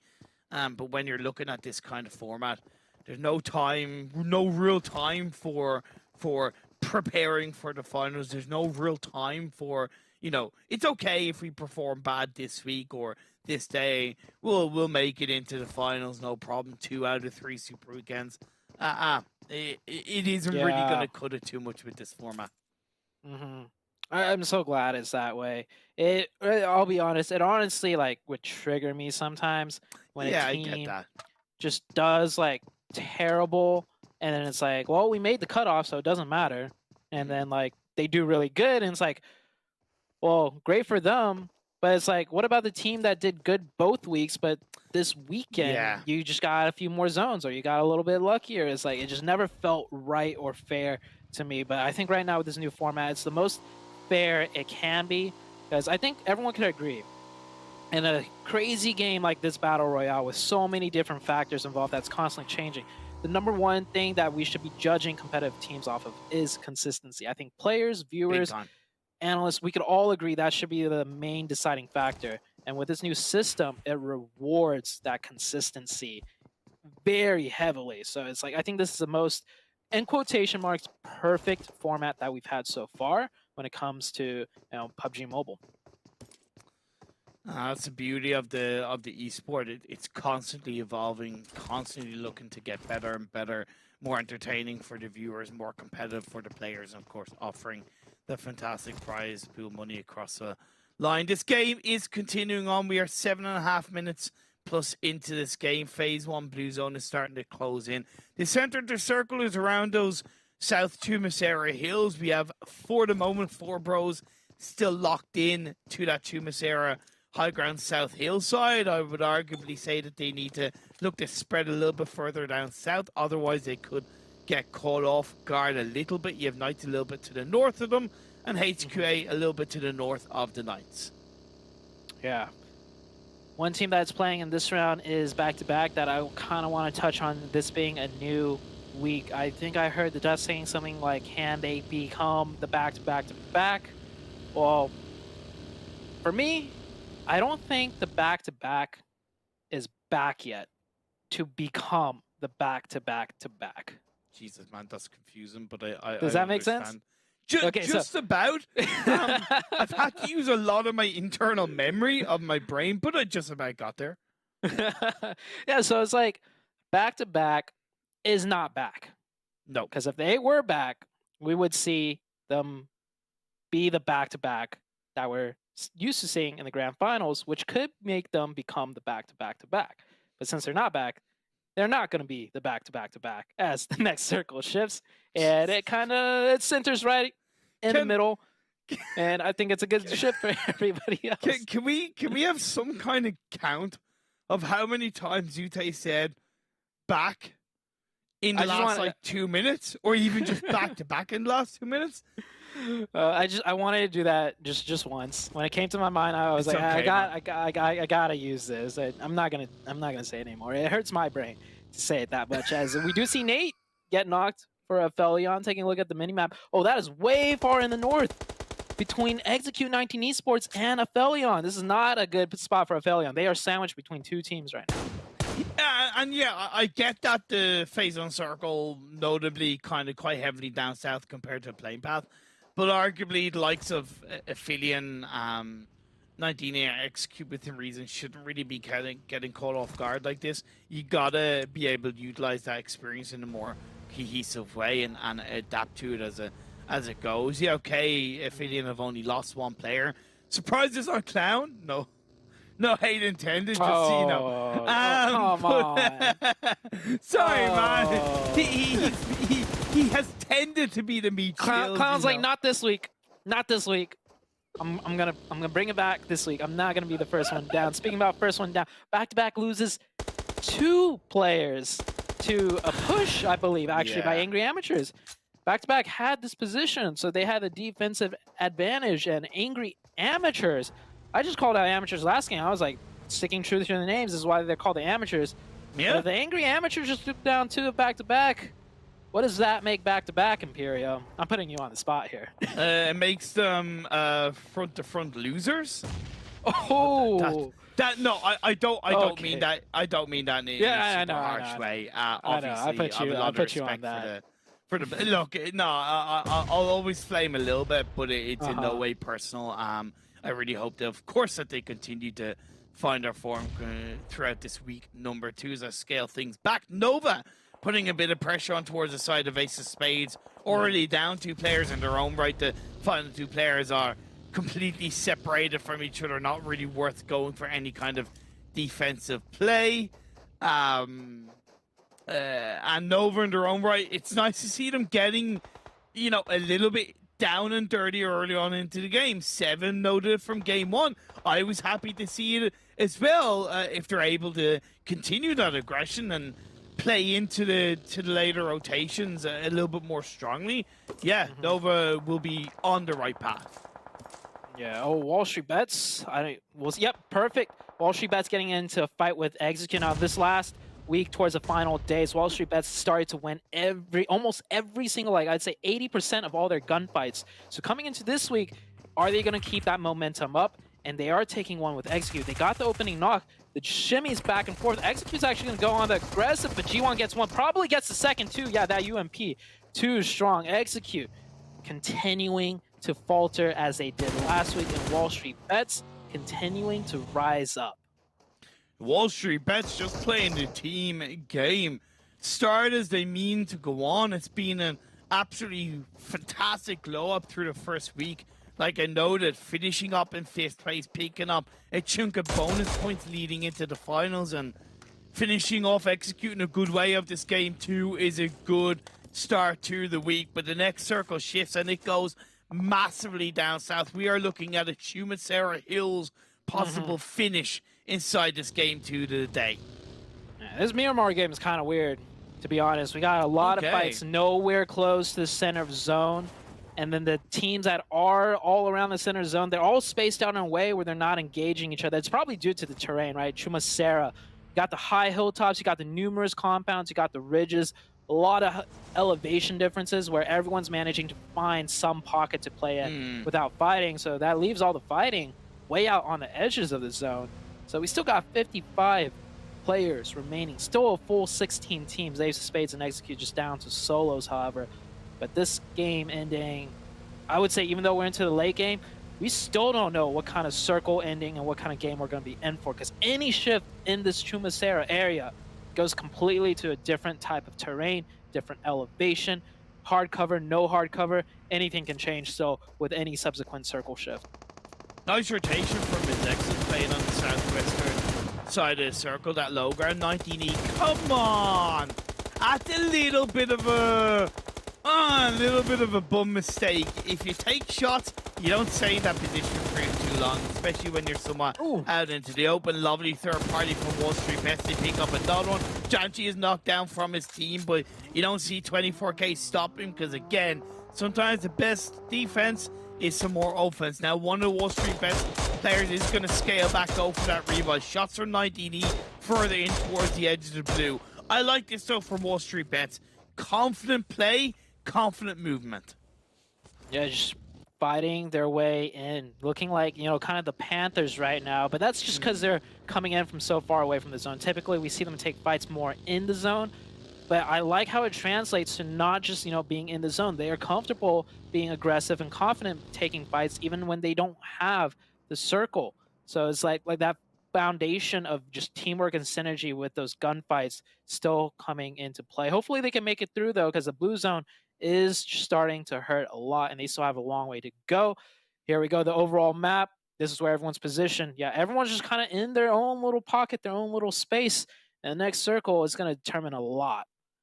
And I made a note, and I thought 24K was going for the revive, but actually what 24K did very intelligently was he went further ahead of his team into the circle, create that anchor point before the next circle popped up. So kind of doing their best to hover that balance between being aggressive on the edge of the circle and still trying to think one step ahead. The next circle centers up, and this is even trickier for so many of these teams. Yeah, the only high ground left in the, or not the only, but the strongest high ground right now, 4Bros have it. They had a really bad game one. This is a good opportunity for them as long as they can defend it. Nova coming in on the edge of the zone right next to the Knights. Both teams have 4 players up as well as the Knights, taking some shots at distance at most wanted. Alucard goes down, but they need to be careful because you do have the Nova team creeping ever so closer. Nova will hear those shots. He throws a couple out there, just a tickle towards Knights and say, hey, we're here. Don't overstep your mark. And that's where the smoke goes out to try and give them a little bit of back cover. Of course, you got to play a little bit deeper into the edge of the circle. It's tricky on towards those buildings of the South Chumasera high ground. But Knights, they're a confident team and they can make it work. APHELION Esports down to now just 1 player. They get into the vehicle, Knights, and they move on forward, dope in their own right in a little bit of a hot-ended battle against angry amateurs. This is 16, nearly 17 minutes into the game. And Nova, they're already up to 4 eliminations. And I love how just good Nova plays. You see them taking shots from ridgelines at the Knights, but all the players that are exposed, they take care of themselves. They have a smoke down to their backs. They're making sure they don't just get, knocked from behind while, covering the front for their teammates. Just really good individual skill level, not making any mistakes there. And APHELION are eliminated. APHELION 2 bad games in a row. This is definitely not the APHELION we saw last week. I think APHELION played better last week and every single day compared to this one. So already they're playing the worst we've ever seen them play with 2 dropped games pretty much. Just like a relationship, the honeymoon period is over, my friends. Now the real hard work begins. The teams have stepped up. They're scaled out. They're looking to take over the top spot, gain those bonus points into the finals. MEZEXIS Esports ended on a high note in week 1. Now they're looking for the fight to finish off the most wanted. And as quick as they come, most wanted are taken out. It's only 1 elimination, but it is that south edge circle controlling position for MEZEXIS. Like I made note in, I believe, circle 2, if not circle 3, they'd made a clean rotation on that southwestern edge. Yeah, really good rotation.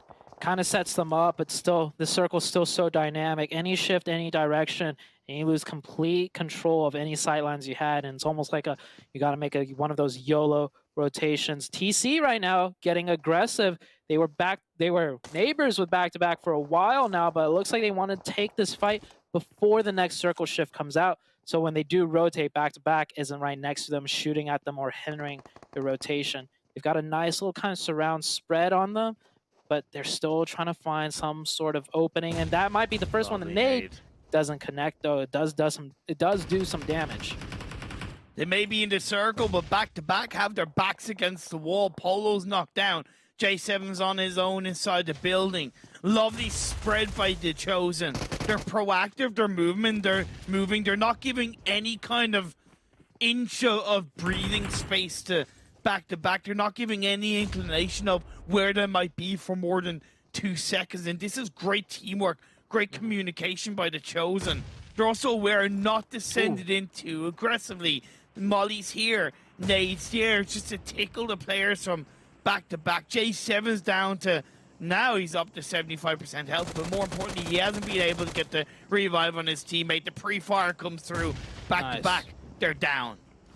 That was clean for TC. I feel like maybe a little bit, just a tad smidge, a little bit slow, but they did all the fundamentals right there. So the next zone did shift dead into the center city of Chumasera. We're going to get a urban compound ending. Almost, I mean, this could be as crazy as game number 1, or it could be not as crazy, but still very Crazy. What a way to start off with the very first 2 games of the new week. Are you not esports entertained? This is what you get when you have Zute and Imperium casting together. I don't want to put it out there, but I have to. It's pretty much it. It's pure entertainment and carnage. Angry amateurs, they needed to do something from this position, but MEZEXIS once again one step ahead. Now, they may not be in the edge of the circle, but they're a hell of a lot stronger closing in too, because they have one player anchoring through. 4Bros, they had the high ground, but they let it go to leave it towards MEZEXIS, and they might be able to third party if they hear those shots, but as of right now they aren't, and MEZEXIS are picking up elimination after elimination. Now MEZEXIS, oh, gotta be careful. The shots out of Koi hitting hard right there. And 4Bros cleans up the one player that did manage to drive down and crash, so looks like 4Bros with a very smart rotation, giving up that high ground a little bit early on for a very strong compound that they could defend. The Knights, by the way, still have 4 players up, but they are split in a 1-2-1 in an urban city finish. This is interesting to me. I don't see too many teams do this, but I think it kind of makes sense. If you could just put a little bit of pressure out from one angle, like one side of the city, the second you get too overrun, you got the crossfire lines, and it's so difficult to chase people down when there's so much smokes and cover and nooks and crannies that the Knights, they can group back up if needed. That's true. That's true. It's going to require the best balance of communication, aggression, timing, and a little bit of luck sprinkled in, of course, for Knights to make the most of it. MEZEXIS now under a bit of pressure as they try and chase their way into the edge of the circle. Nova are just reaping the rewards, though. Shot after shot. MEZEXIS under pressure. They've been able to make it down to the low ground. Can Remix get revived? That could be very important for keeping MEZEXIS a little bit more comfortably into the game. But as the circle centers up, it's on that south Chumacera high ground inside those buildings that are so beneficial for PK. Oh, yeah. And 4Bros, they also have the edge of zone 2 right there. Nova pretty much have the zone. The only team that really needs 3 teams. WALLSTREETBETS, HQA, and THIRDEYE. THIRDEYE have to come in from the low ground. That's going to be tough for them. Actually, they have a ridge that's still in zone on the low ground, so they could maybe climb up that. As for WALLSTREETBETS, they got the most work to do, in my opinion. And, of course, MEZEXIS. I don't think MEZEXIS is going to make it through this one. Plus, one thing we do need to make a note of, and all of these remaining players will be, we are down to only 26 players. It's a little bit uncommon, especially for a Miramar game. Make that possibly 25 as Yahir is put down to his knees for MEZEXIS, and that leaves them down to just comfortably only one player. He gets into the vehicle, nowhere to go, makes a break, doesn't work out, and now we're down to 24 players and only 8 teams. You know, I thought I was reading a little bit into Nova in Game 1 when they took that fight with APHELION, like changing the playstyle to be a little bit more aggressive this week. No, I think I'm completely right. They're up to 11 eliminations already.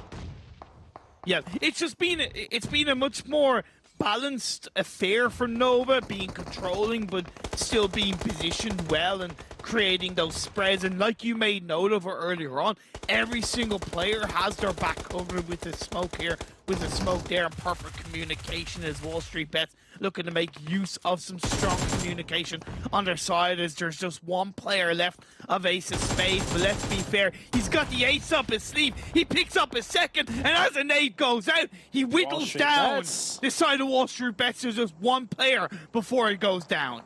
WALLSTREETBETS looking good, continuing to keep up that momentum. The Knights, meanwhile, I was saying they were playing split, could work out. Don't really see it too often. I think I know why now, because it's not really working out. The Knights just down to 2 players, and I don't even know if they managed to, like, lovely Molly. And I don't even know if they managed to confirm a lot of points, you know, playing that split. Usually when you play split like that, you can pick up more points because you have more angles and sidelines to take down players. But I don't think they managed to do that either. So, not the best of splits. Nova, meanwhile, on the other hand, just full control and dominance. Look at that. And they get that zone shifting straight up onto Yi. That puts all these teams right here that are next to the Knights. They got to move in. They got to fight their way in. For Nova, though, 2 of their players just get knocked.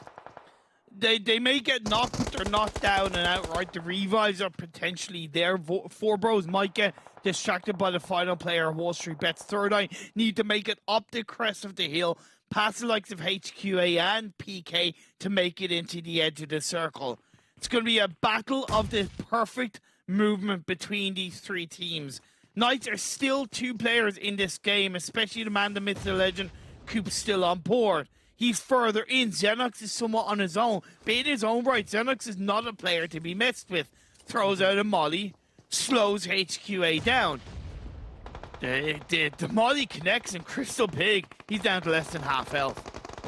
Blue zone slowly closing in here. Everybody's got to make a move. 4Bros forced out of their compound. They go down with Nova and Wall Street Bets helping to end their lives right there. 4Bros out. Nova taking the crossfire, already set up in a great position. And you're right, they managed to get a full reset, full revive, up to 13 eliminations. This is a different Nova we're seeing this week. They're playing way more aggressive. Coops, however, still being Coops, keeping it down, holding it down for the Knights. That 1-1 split was so good from the Knights, right?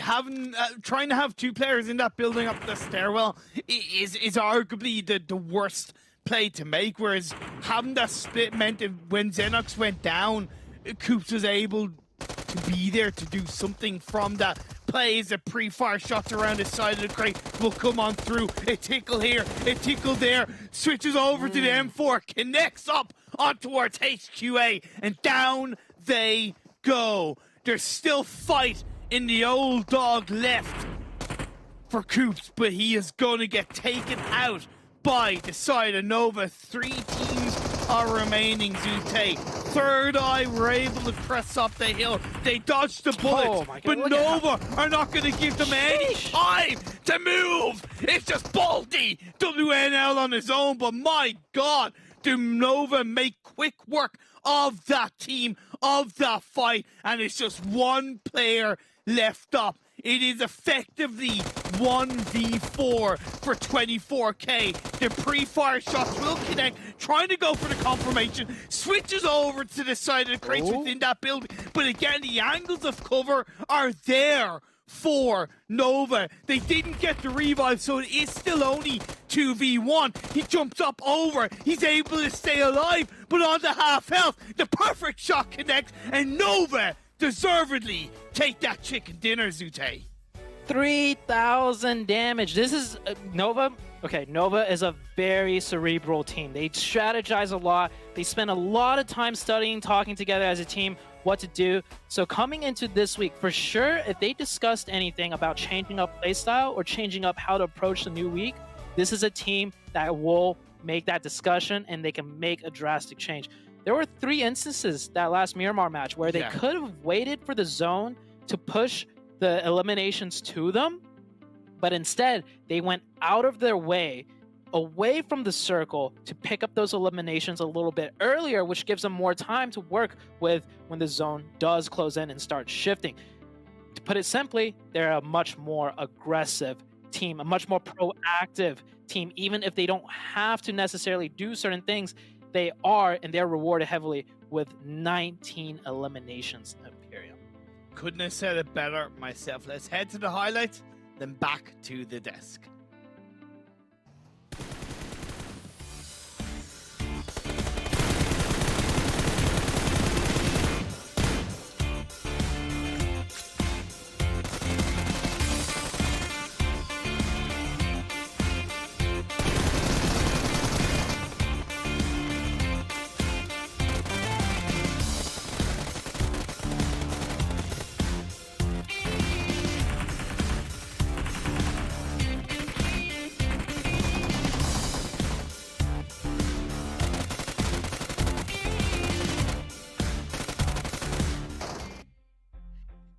Nova, Nova, Nova. Woo!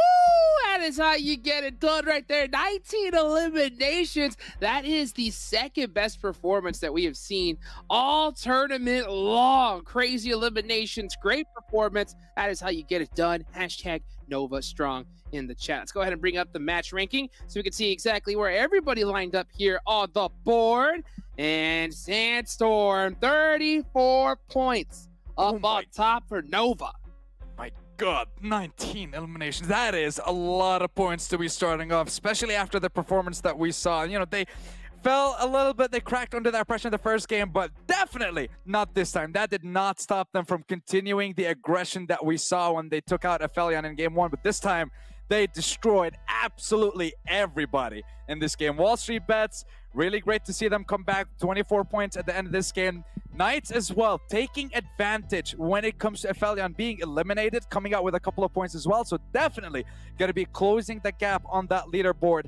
Definitely giving themselves a bit of an advantage coming into week 2 here. THIRDEYE as well. We talked about them before. These guys usually like to play the edge of the zone. Always go for those placement points, and that's exactly what we're seeing here. But unfortunately, a big goose egg when it comes to the elimination points. A big 0 so far. HQA, good for them as well. The consistency starting to show here for a couple of the teams that we want to see perform at the beginning of week 2 so far. But we do have to drop down here to the second page of the match ranking. And of course, I got asked the same question. 7, back-to-back. What's going on? 2 points, man. 2 points is the most back-to-back could do on the first game of phase 2 for them. It hurts. Honestly, it hurts. I love the players that are in the team, but something is definitely not working out for them. And we were asking if maybe this team can make it to back-to-back 3 times to three-peat. Right now, the way it's looking, I don't think it's going to happen. And if I'm going to be completely honest, I hope it doesn't happen with the way they're currently playing. I'm just going to put that out there. Okay, all right. Well, hey, with the way that they're currently playing, I mean, it is what it is, right? Especially with this new format. If this was the old one, then we'd be talking something else. But this is a whole new game, back to back. Come on, what are you doing here? You know, especially on your first game. Now, a first game for another squad that didn't have that same kind of performance, that actually did it. What they were supposed to do is WALLSTREETBETS Sandstorm. Yeah, WALLSTREETBETS, baby. These guys, you know, we talked about them. We saw them appear a couple of times in the first week. They, I don't know, they kind of struggled a little bit. They showed up a couple of times, but definitely seeing that diamond hand strategy coming through. They knuckled under a lot of the pressure during week 1. Managed to come out with a lot of chicken dinners, the second highest with 4 at the end of week 1. But coming into week 2, these guys are swinging for everyone. You're looking at 24K, especially at the end of that one, especially with the fact that he managed to get an extra elimination point on the side of Nova. 908 damage, 7 eliminations, 7 knockouts. He's just securing every single one that he manages to get. Skipper as well, 620 damage by the end of that one. Janchi, unfortunately, he was the one that was taken out a little bit early on in the game, but Jiwoon Skipper, 24K, definitely stepping up to the plate here. And the fact that they managed to grab second place in this game as well, definitely really great to see for these guys, Hot Jukes.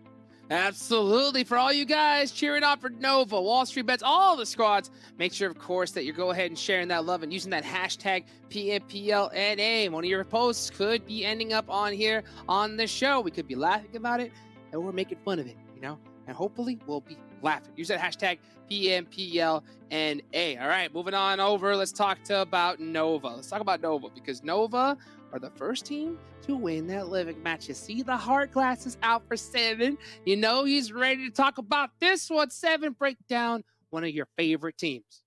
Oh man, you know who's currently happy too? Glitter Explosion. She's gonna be so happy once you see how well Nova performed there. 1100 damage for Kynins, 9 eliminations, 7 knocks. I mean, this man was on an absolute tear. But to be fair, the whole team was. 1,000 damage for him too. The 5 illness Koi. I mean, I'm actually intrigued to see how much he did of healing there, since they didn't really have to heal off. I'm just intrigued to see a little bit of contrast there for Koi. And Rin, I mean, this was a player that I know he was super basic with school before, so it's good to see him being able to actually get a lot more game time here. He was only able to get 1 ilm, but he was huge support to this team. Overall, this is what we are expecting of Nova. This is the kind of stats that we want to be able to see, right? Remember, they did end up losing QC, a big player, one of the best players of the last season of the PMPL. So it's good for other players to be able to step up. And one player that we haven't actually seen yet is Shifan, and I'm pretty sure he's currently watching those stats, watching that chicken dinner, and he's very, very happy. Shifan, if you're watching this on that viewer party, make sure you also get some hard glasses. Now, talking about Nova, when we started the day, Nova was trying to catch up to APHELION Esports, okay? That's true. If we do have time, I would like to see a head-to-head between APHELION Esports and Nova, because these teams right now, the ways they're performing, Hajix and Sestrom, I mean, Nova is performing so much better. Oh, absolutely. This is the Nova we've been waiting on here, and now they're finally showing up. They showed up here in the last match of Livik, the last time of the last week, and then here in game number 1 or game number 2, right, have a crazy performance here. So let's take a look at comparison, like you mentioned, between them and APHELION here for today, and Nova is up on top 7. I mean, it's not even close. Not even close. APHELION Esports. What's going on there? I mean, currently 16 plays, 2.5 elements. This is not the APHELION Esports I was getting used to there on that first week. Keep in mind, though, it is just 2 games in, right? It's not that crazy. But Nova Esports, when you're putting up 11.5 elements, that's some stats that we have seen out of Knights when they were hot. So I'm loving what I'm seeing out of Nova Esports right now. Here's what it is. APHELION, they're nice and full, okay, from last week. Nova, they're still got that hunger, baby. Let's see who's going to eat here in this next match. Let's take it on over to Imperium and Zute for match number 3. Match number 3, indeed. So the first standout game of week 2 is coming up, Zute. Nova, they're on a little bit of a tear. We have back-to-back floundering with their backs against the wall, as I made out of it in the previous game. And APHELION, they're falling flat in this week 2, bound down to the pressure of teams around them, picking up the pace.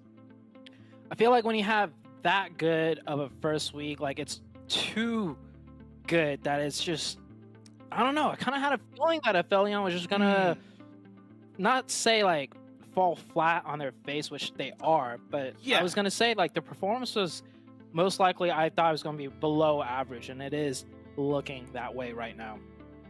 And look, they're not the only team, of course. Yeah. And hopefully, look, with plenty of games and plenty of days to go in this week 2, we should and hopefully see a little bit of stability come out from APHELION Esports, and they'll be able to learn from the mistakes that they've made in the first 2 games alone.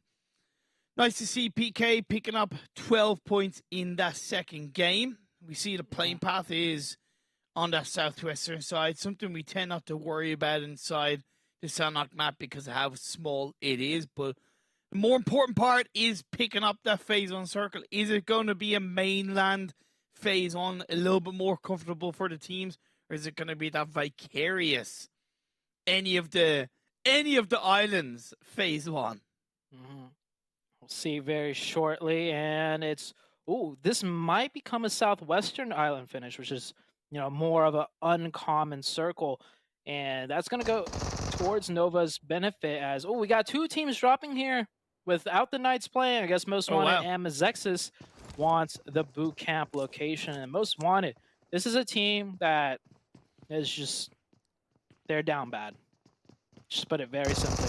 They've been down bad, showing no signs of life the entire tournament so far. This is probably the first fight that they can win, and that they should win.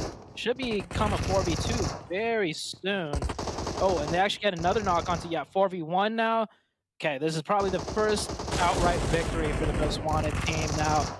Great for them, but other than that, I do remember Alucard pulled a crazy 1v3 as a solo. That's been about it. This Most Wanted team, like, they really need to start changing things or stepping things up.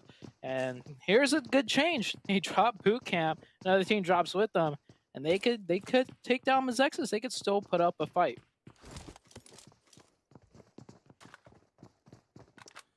Yeah, it's good to see Most Wanted kind of winning a little bit of a clean 4v4 fight. Of course, it's an early boot camp fight, so it doesn't tell the bigger picture of what Most Wanted need to do. They're a team of individually talented players, and I suppose it plays into what we talked about in game number 2. But because they're arguably a newerly formed roster, it could take them a little bit longer. With every game counting, it's important that it doesn't take them too long. Of course, they ended week 1 in last place, so in my eyes, the only way is up for Most Wanted in week 2. That's the silver lining right there. The only way is up. Can't do much worse. Unlike the side of APHELION, right, sitting in #1 overall for the total league points, they are slowly having that slip away, which is which could be a huge problem. Because I just want to reiterate, right, we have 4 different occurrences of bonus points at the end of week 1, at the end of week 2, and at the end of week 3, and then at the end of week 3 on top of that, we total all 3 weeks league points together, and you get your 4th instance of bonus points. So, APHELION Esports, they're starting to lose that lead, especially with Nova playing the way they are, and Nova playing so aggressive that last game. It's almost a shame that now we have to see Nova on Sandhawk, because it's like a snooze fest when it's Nova on Sandhawk. But hey, they're getting the points in. You do what you gotta do. If it's not broken, don't fix it, right?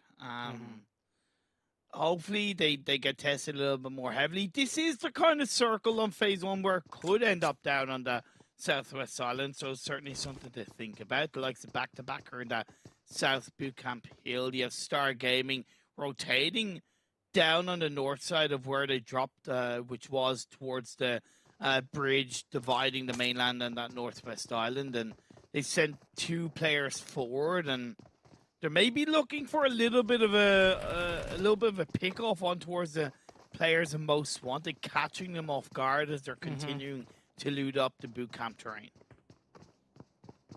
Potentially, they're looking that way. They're waiting for it. They definitely know that Most Wanted and MEZEXIS took a fight here, and yeah, here we go. Star Gaming. Come on. I don't think he could even shoot over the top of that if he stands fully up. Yeah. Oh, hold. They have no idea. Hold your They have horse. no idea.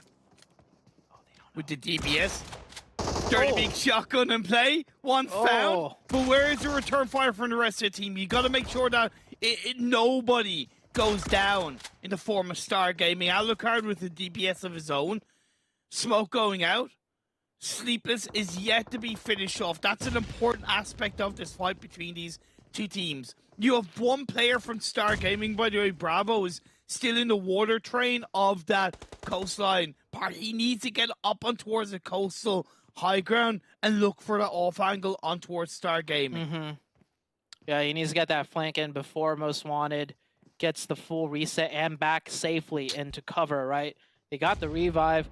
This ditch is exposed to that angle you were talking about, but I do see Execute on the other side of the island. Yeah. Who, if they peek over here, they could third party Star Gaming. So it's not in sync, right? They had an opportunity and they kind of dropped the ball. There's a good chance it might be Star Gaming that ends up losing a player at the end of this ordeal and not even Most Wanted.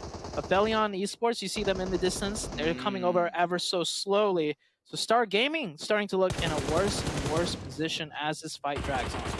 I suppose the one comfort is that they do have the warehouses as the hard cover, so if they understand that the going could get tough, they can kind of stay inside those buildings and hope that all the other teams start to pick themselves off or around them. But indeed, they could be under they will be under a lot of pressure from this point going forward. The phase 1 blue zone starting to close, and we have seen a little bit of action go down as well, down by the runes train of the Southwest Island between the Chosen and 4 Bros, and 4 Bros have gotten the better of at least one of the Chosen players, so that leaves the Chosen down to just a 3-person team.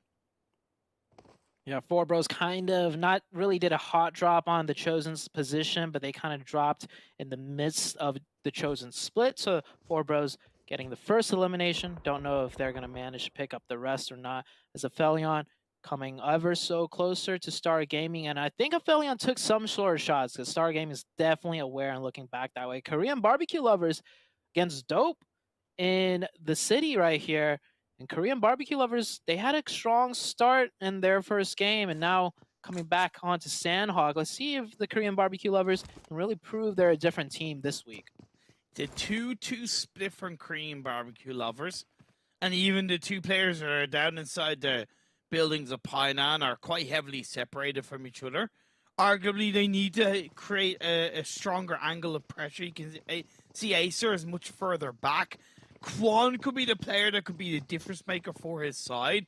The thing is, Dope Esports being inside those buildings it doesn't give them too much scope of information towards where all of Korean barbecue lovers are. And I think they're a little bit aware of that, which is why they're not opting to go too aggressively across those buildings. So a little bit of a stalemate for the time being, but certainly a threat of engagement going out between these two teams. Illusion takes a bit of damage, and Joey finds one.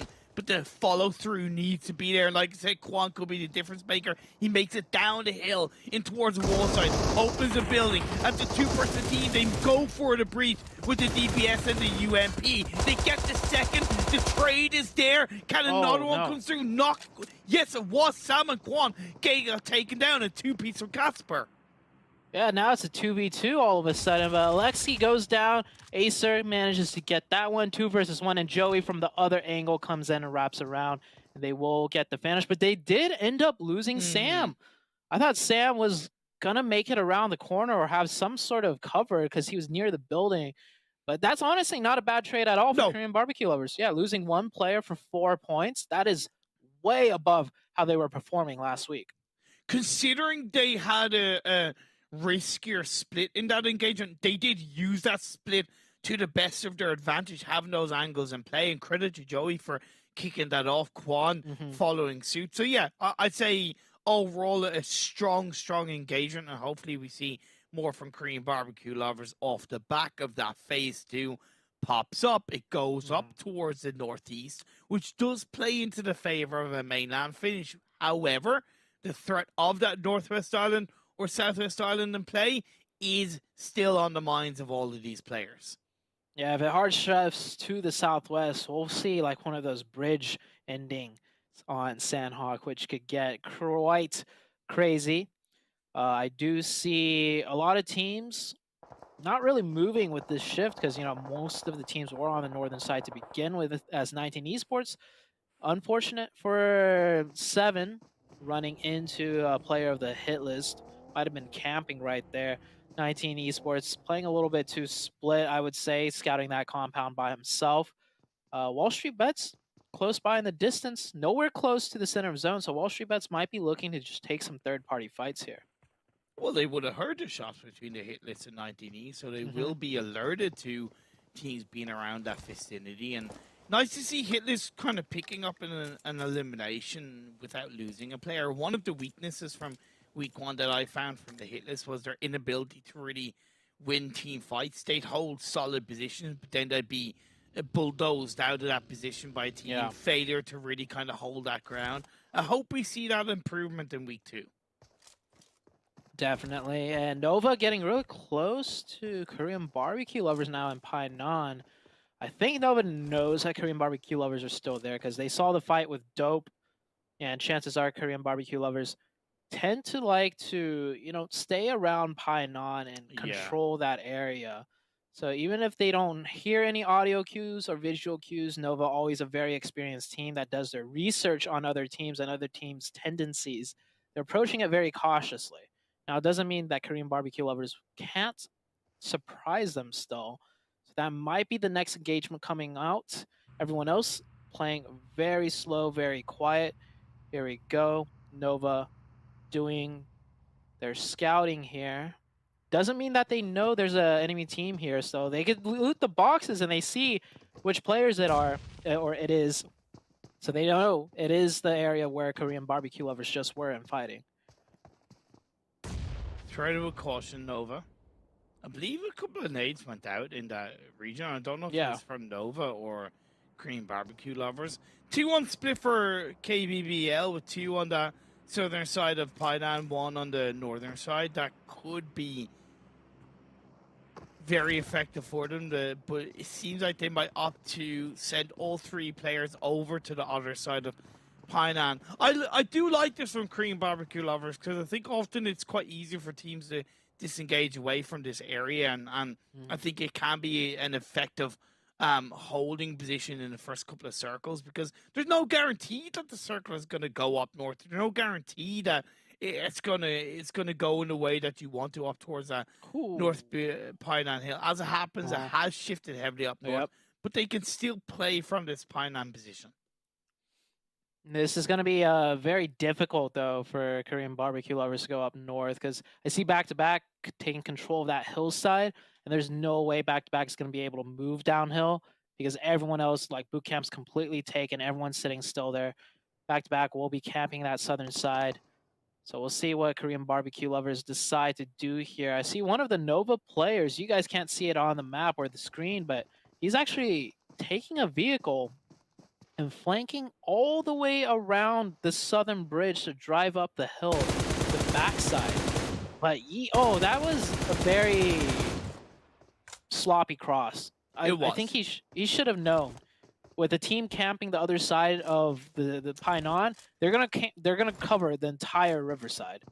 Even if you don't think that there's a team there, you think that's a team there, right? Yes, like, exactly. You know, it's even if you don't have evidence, you gotta presume the worst. So indeed, quite sloppy for Nova, unfortunately, especially compared to what we saw them pull off in the previous game. We do switch over to the fight between WALLSTREETBETS and the HITLIST, and the HITLIST getting into the mix. Another 3 eliminations. They whittled WALLSTREETBETS down to 1 and they're up to 4. And this is a very strong compound they hold on to into phase 3. Yeah, the HITLIST showing signs of life and taking down WALLSTREETBETS of all teams. We have the Panthers here. Ooh, they got to take a fight with 19 Esports. 19 Esports is aware of the Panthers. Panthers with the player advantage, however, but very scary team when it comes to fighting into zones. So we'll see what they do here. The Panthers actually looking to just kind of split around. Like they're rotating up to the northeast of the zone, so a little bit away of the southeast where 19E is currently camping. One of the things that I will always remember that you taught me, just going back to last year, that it's so important for teams to have the exit strategy towards the end of a circle and coming into next, as much as it's important to have the enter strategy. And I think that's what the Panthers are kind of preparing for, and make sure that they have the angle to move in to the next circle. So good stuff from the Panthers. Another player of Nova taken down here. So, I mean, it's okay. It's Nova on Sandhawk, right? So they don't need any elimination points. They just need the first aids. And I think hopefully they managed to pass off most of all the first aids to, I would have to say Ren, because I think we just saw Kindness. Kindness didn't really have that many. So yeah, I think 27 bandages, as far as I know. Yeah, if those are first aid kits, that would be better. Oh, he might get one elimination here as, getting one. Yeah, so no first aid kits. So yeah, Kindness definitely pass it off. Why go in on your own like that, right? Like, why do that? Because he knew there was a player around that area. Otherwise, he wouldn't have jumped and punched, right? So there's just no need to go in on your own like that. Sloppy. Being frankly honest, sloppy from Quan. Yeah, it happens. It's getting to a stage in the game where it's like they just want any chance at picking up any more eliminations, because I don't think at this point it is defaulted to first aid strat for both KBL and the Nova team. So may as well run out there for a slight chance at a point, even if you're doing it haphazardly. As back-to-back, rotating in from down the hill straight into like the center of zone. So very nice rotation there. They did it very quick too, not losing any players. And the new zone has shifted, by the way. Back-to-back is in the center of the new circle. This area of the map, very chaotic, messy endings as far as Sandhawk goes. A lot of teams in good positions in my eyes. The HITLIST back-to-back, which we just saw rotate in. You made good note of that. APHELION Esports on the North Bootcamp Hill. You still have the side of Star Team, by the way, inside the warehouses of Bootcamp. Most Wanted still inside Bootcamp. Execute, making their way across that water side of Northwest Island into the coastline of mainland. They're also now in a decent position. HQA could be that underlying north side team to pick off players one by one who are on that more centralized position, such as Execute or APHELION Esports. Never mind the fact that the Panthers, although they were put under a little bit of pressure, are inside the southeastern edge of the circle. Who? The last player? Or no, not the last player of Korean Barbecue Lovers. They still have 2 players up. Acer might spot out Kindness there. Not able to, though. And Kindness actually going back to loot the crate to see whatever he could pick up. There Let's you see go. where the... Look at that. Oh, wait. Oh, that is the Joey. last Nova player. Yeah. Look at the but look at that from Joey. He has 29 first aids. Oh, he got the player with all the first aids out. That is so sloppy out of Nova. I think this is the first time out of like maybe 20 games of Sandhawk that we've seen Nova not do a successful first aid strat. Okay, so 4 bros moving in towards the ducting area of boot camp. It's a tricky position to exit from, and they're going to be walking right into Most Wanted. The next circle shifts up north. A lot of pressure now going to be playing on the teams that are on towards the southwestern edge, whether it's Most Wanted inside boot camp, back to back outside of a star team execute. And this fight is going to break out between Most Wanted and 4 bros. And DBS catches Master off guard. Looks like you're the master puppets. The Most Wanted are the puppet masters. Another DBS shot on towards the outside of the crate. Most Wanted supporting each other, but shots are being played out. Holder is going to come in. The knockout down comes through, but Sleepless, the last player, no, 1 or 2 players left standing, finishes all 4 bros, and they pick themselves up another couple of eliminations.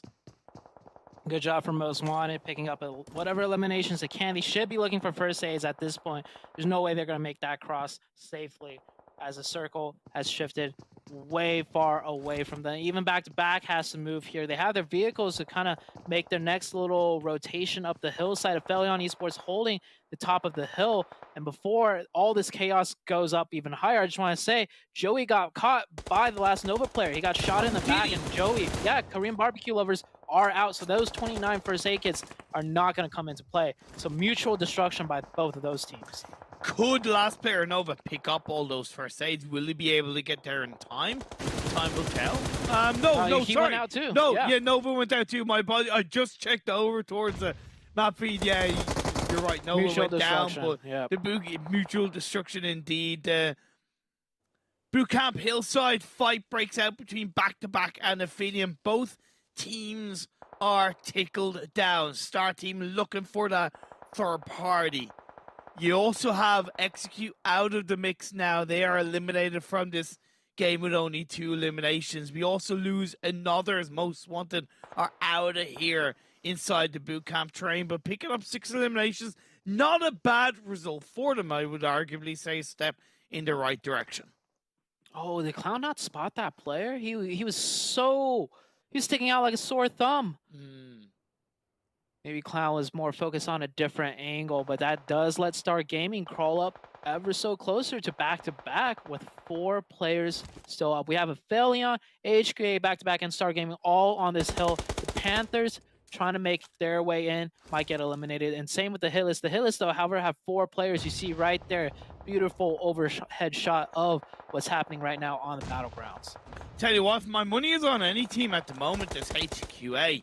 Not only based on their position inside this game, but how they performed in today so far. With Star Gaming, do look to make mincemeat of back-to-back. Another player down. Just 1 more left inside the bushes. Brian has no idea, but he catches them off in time. That's back-to-back taken down. 4 teams remaining. Star team are being third-party. APHELION find the perfect time to strike. HQA, like I said, on the north side. The hit list looking a little bit stronger. Clown's down on his knees. Zuki comes in for the support, but no team is confirmed just yet between these 4. The hit list getting involved. Star team are down, and we are left with 3.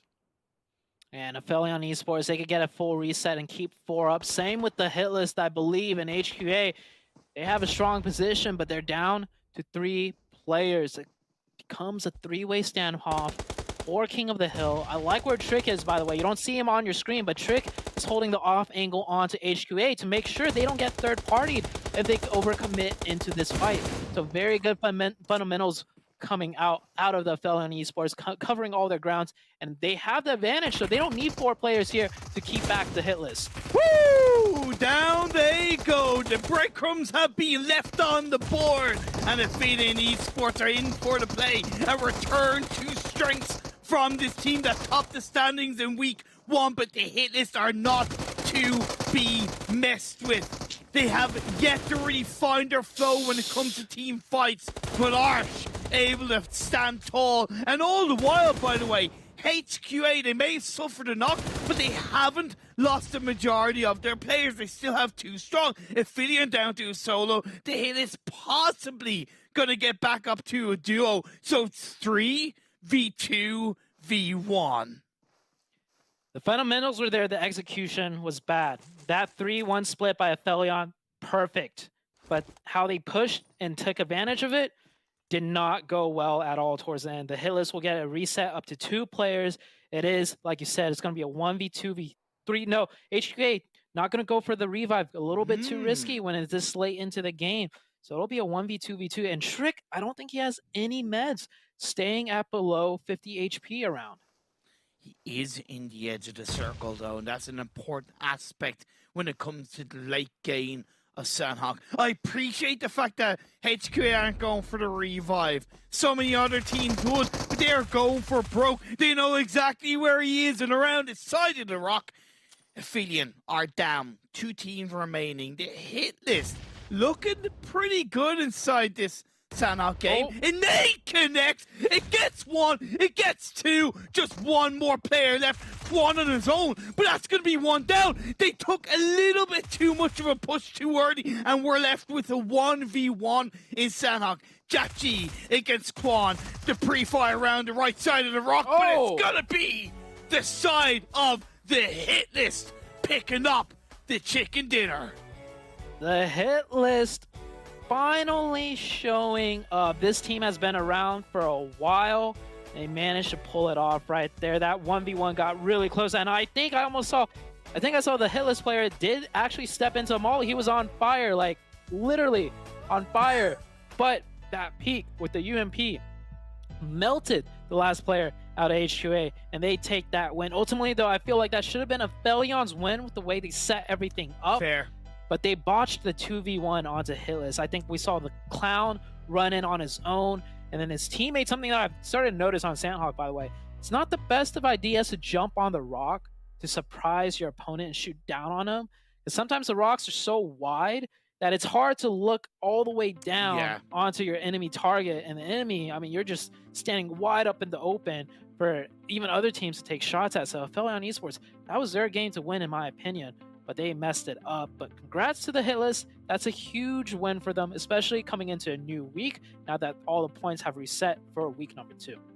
They were the most consistent team that inarguably were on the elimination feed from the start of the game, right? They picked up an elimination onto 19E. They picked up a couple onto the Panthers. They ended up, I believe, taking the Panthers out in towards the tail end of the game and getting involved between Star Team and back-to-back. So it was a credible result, fully deserved. HQA, when you have kind of 3 teams left, it's often the first team to engage is a team that ends up coming out for the worst, and that kind of was the case at that point. But let's head to the highlights and back to the guys on the desk.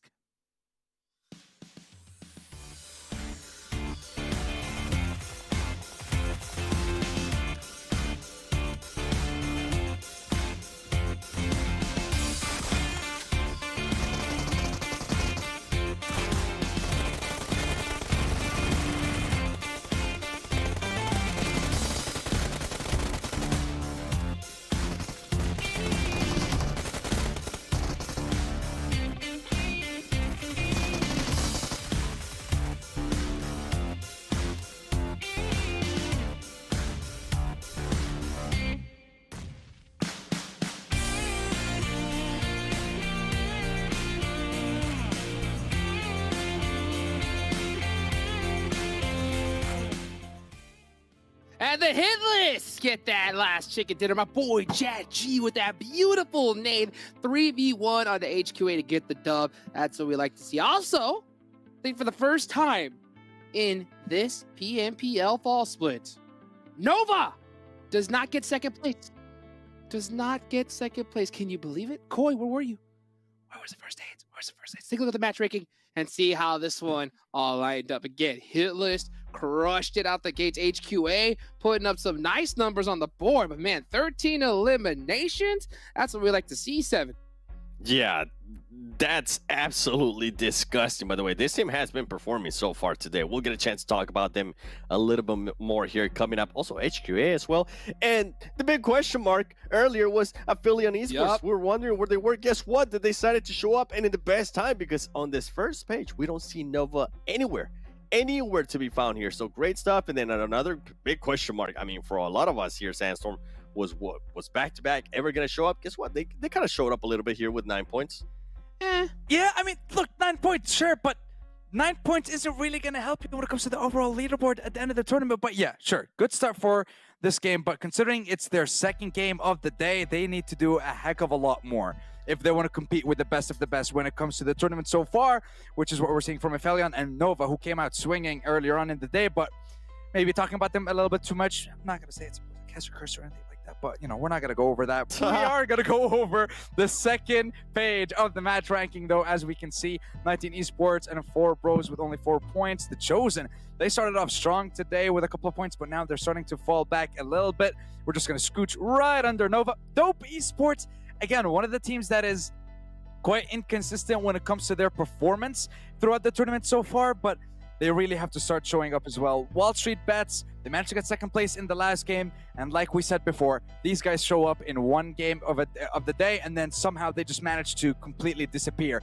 from the rest of the day. So not what you want to see at the start of week 2, but who knows? Maybe it'll change, Hot Jukes. Maybe it'll change. Yeah, I mean, hopefully it will. I mean, I gotta agree with you there. I think we gotta see a lot more from back-to-back, especially if we want to see them do well at the finals. Because for me, my expectation for that squad is first place.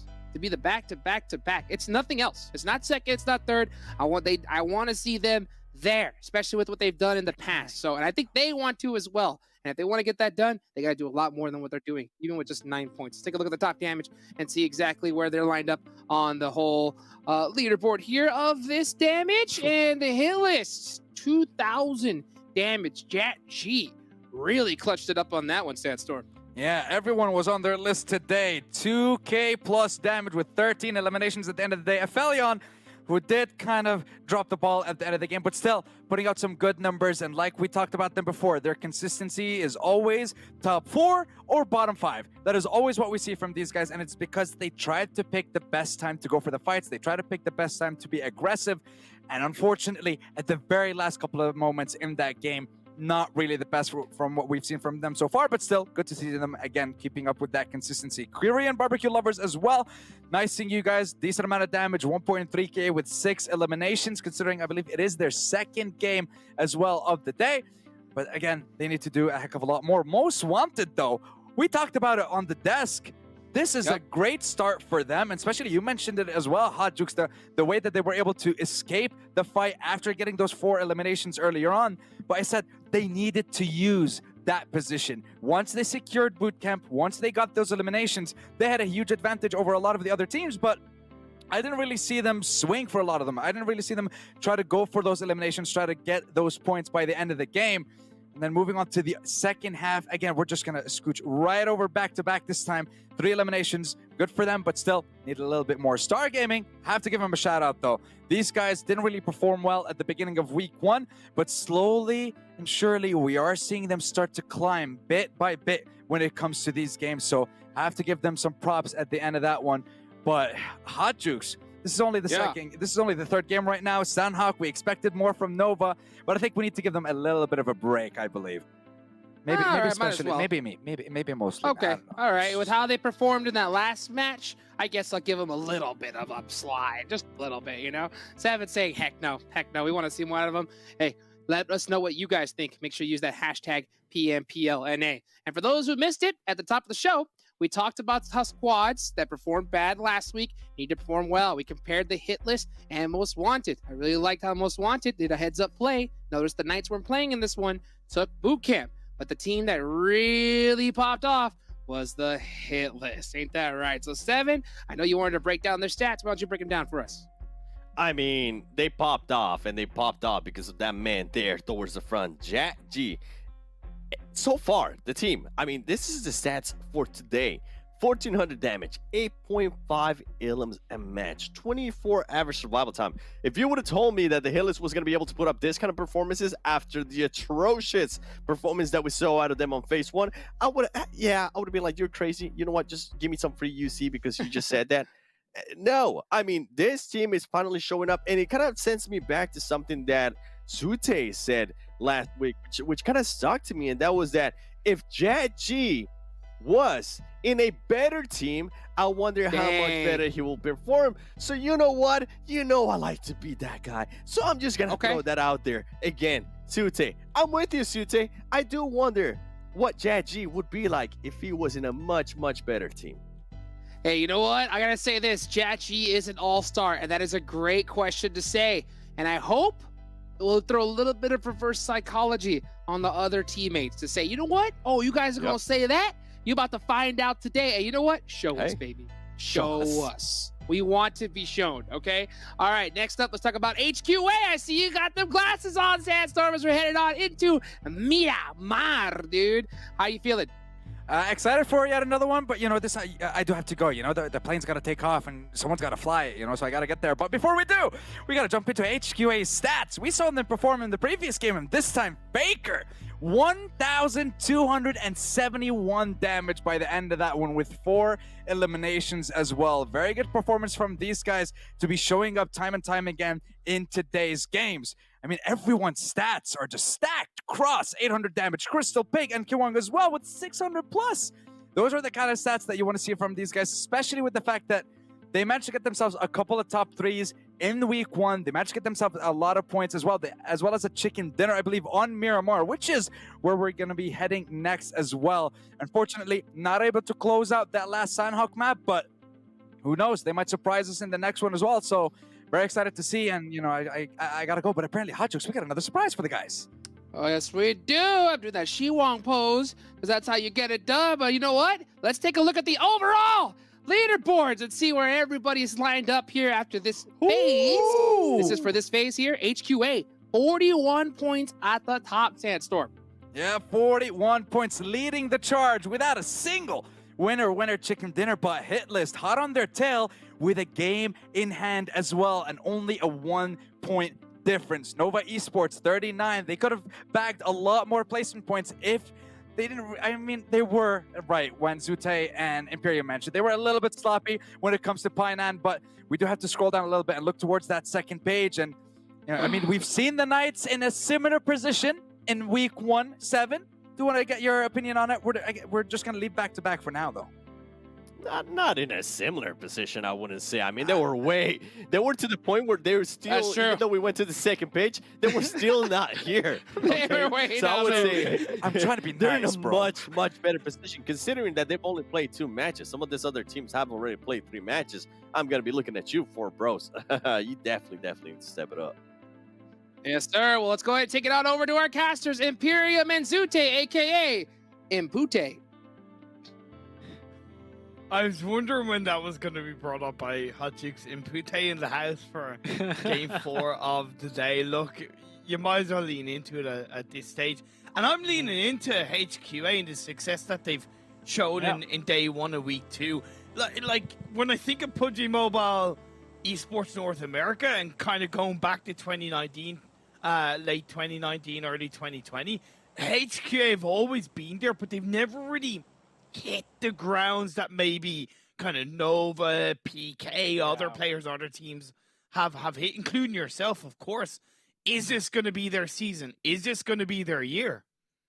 You know, I think the biggest thing for me with HQA is that I think in previous, you know, splits and seasons, they've never even had the spotlight on them. Maybe like one game and we talk about them, but that's it.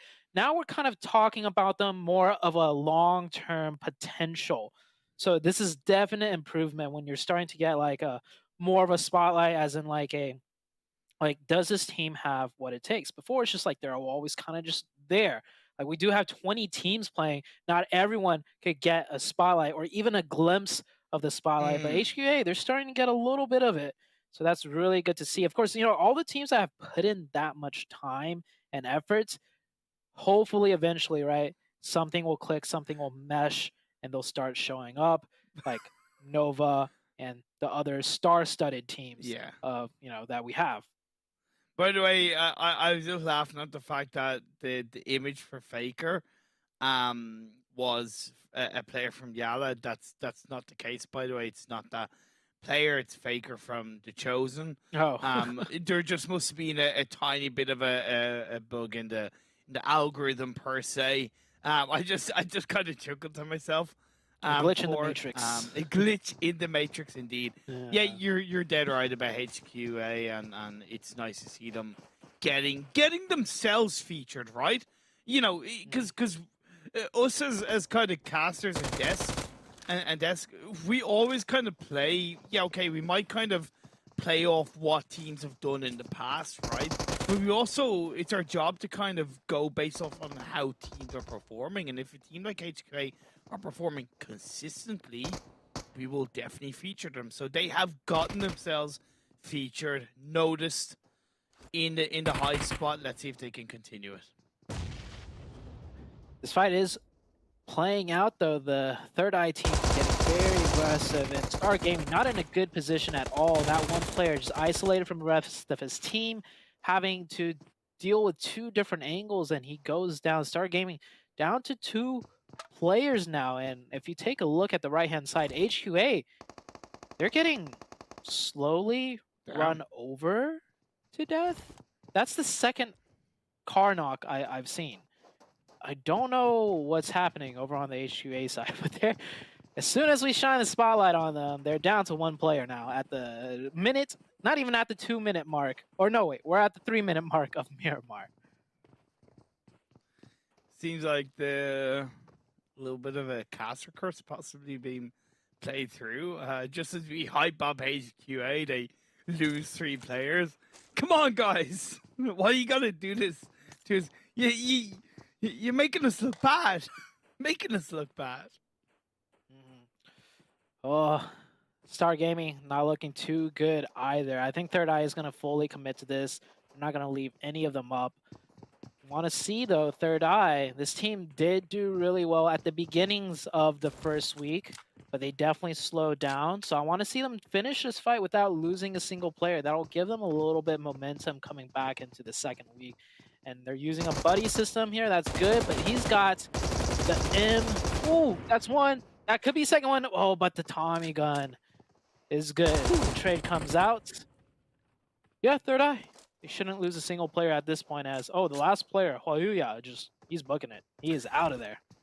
Yeah, good buddy system by THIRDEYE indeed, and the M24 line certainly was a threat in that moment. But a little bit of fearlessness in that second from THIRDEYE, no hesitation, meant that the player on his team, not only did they get the knock, but of course, more importantly, they didn't lose a player, because he was going for that confirmation, I might add, right before that player from THIRDEYE pushed. So well done indeed. Of course, phase 1 popped up, and it's a little bit similar to what we saw from the first Miramar game of the day. It's hanging down towards our southwestern side. It's a bit more up north in my eyes, so we could see that northern shift around Power Grid Picado area. A lot of area to play around inside this phase 1. We've had 2 really good games to start off, and then actually 3. That Sandhawk one was pretty good. Hoping this 4th game of Miramar also gives us an exciting ending. Right now we have the Knights in the center of the zone. Of course, this is only phase 1. We'll see where it goes from there. By the way, back-to-back somehow lost the player already. Obviously off drop due to plane path, but it's just, I don't know, like, I'm looking at the minimap. I don't see anybody anywhere close to back-to-back, so it must have been a sloppy drop then. And like, I know you mentioned to me you don't want to mention back-to-back too much, but I feel like them losing a player early on off drop due to, like, I don't know, some type of mishap is just like another small indication of them getting even more sloppy. Like, it's not a good look, right? Like, when things are already going wrong, and then an extra, like a different other thing that could go wrong does go wrong, And oh, actually, okay, they actually only started the match with 3 okay. players. I don't know what's worse. Arguably, I would arguably say that's worse. I don't know why. I'm Yeah. not saying it was anything that was, you know, we don't know the details, but we can only go by Right. what we see. But arguably, that's kind of technically worse. But at the end of the day, it just means that they're coming into this game as, as only 3 players. We did see last week they actually had Enigma sub in for one of the games. Okay. And I don't know, like you said, like you mentioned, we don't know the context or the background information. So it's not like we're saying like, oh, this is, you know, bad, like they're not stepping up or whatever. Yes, exactly. It could be emergency, it could be personal issues, but that doesn't change the fact that it's like, hey, at the end of the day, this is a competition and you need 4 players to play the best you can, and you don't have 4 players and you're already struggling. So this is just, no matter how you cut it, not a good look for a competitive team to try and, you know, bring back the trophy coming into the potential back-to-back narrative. Yeah, they couldn't have said that better myself. Good position by Korean barbecue lovers. That's church side outside of Chima's area. It's that kind of perfect high ground. It's in towards the center of the SPADES one as well. It's exactly where they want to be. They do have Sam a little bit further back, so kind of covering to the west of them is an important aspect for them. They know they're not going to be pushed, in my eyes, from the south or from the north. The biggest position they're going to be pushed from is from that west, so having that player holding that position, giving them more time to react if they are pushed, is in my eyes, perfectly effective for Korean barbecue lovers. Korean barbecue lovers playing better and better coming into this new week. I would definitely have to agree with that. WALLSTREETBETS also just keeping that momentum that they had going from last week, or towards the end of last week coming into this week. So it's really good to see the Knights once again. It's like, it's a better start than week number 1, but definitely not where they let off on, you know, at the end of last week. So they need to kind of pick it up back up a little bit again. But the same could be said for APHELION, right? APHELION having one of the worst days that they've had in the total of 6 days that they played. Today is definitely their worst performance day. You know, the first 2 games not going well at all. 3rd game on Sandhawk definitely was a bit better, but they still kind of dropped the ball. They could have had the chicken dinner, but instead they ended up with 3rd place as the circle shifts to the northwest here. Okay. Northwest shift isn't too bad. You have obviously the Monte Nuevo train or to the northwest of it, which is open for the time being. The hit list in an absolutely fantastic position, although Flash does need to be careful. Arguably, I'd recommend that he joins up closer to the rest of his team, because that train around that power grid Picado hillside is going to be, I'd say, a wash with at least one other team. Seeing MEZEXIS doing a straight shot rotation, cutting right down the road. There is a long roadway that just cuts right through the middle of the map, so fast rotations can be had coming into this second zone, and we're seeing a lot of teams trying to take advantage of it. WALLSTREETBETS coming in on the northeast here, and here's that MEZEXIS team I just mentioned. They're straight shotting the road all the way through to the church, and I don't know if they're going to know there's players here. Joey spots him out. Yep, he's putting that bus on boost right now. Look at how fast that bus suddenly started to go. But Joey taking some really nasty shots. Just a couple of bullets, and Remix is down to 1 HP. And the split, you complimented the split earlier by KBL, and here you go. That split really put in work. No matter how far you get away from Korean barbecue lovers, they have players all stretched down the field line to pick up the elimination. I don't think they were expecting a team to kind of do that, and it was definitely a tiny bit sloppy from MEZEXIS. Look, they sent one player in that direction, right? And you could say that's kind of okay, because a sacrificial lamb can still be effective, and once the rest of the team don't make a similar mistake, it's good. But compared to the kind of rotations they made in the first Miramar game of the day, I was kind of expecting much better from MEZEXIS. Yeah, it's well, one of those. I think that's more of a one-off thing. MEZEXIS, I think that's one of those situations. I've had it happen too when I used to play competitive. You just have a gut feeling like, hey, this could work. I just feel like it could. So you do something a little bit that's risky, but it's still calculated. In this case, it just didn't work out. So Fair. just lesson to be learned. You know, you've always had those moments, just like intuition. Sometimes it doesn't always play out. Because I don't think I've seen MEZEXIS do that before. They usually don't just lose a player off rotation, especially like one that's that isolated. Here, as we're talking about them, you know, they still got what it takes, setting up nice traps, crossfires, picking up an elimination on Angry Amateurs now. Three players potentially two here.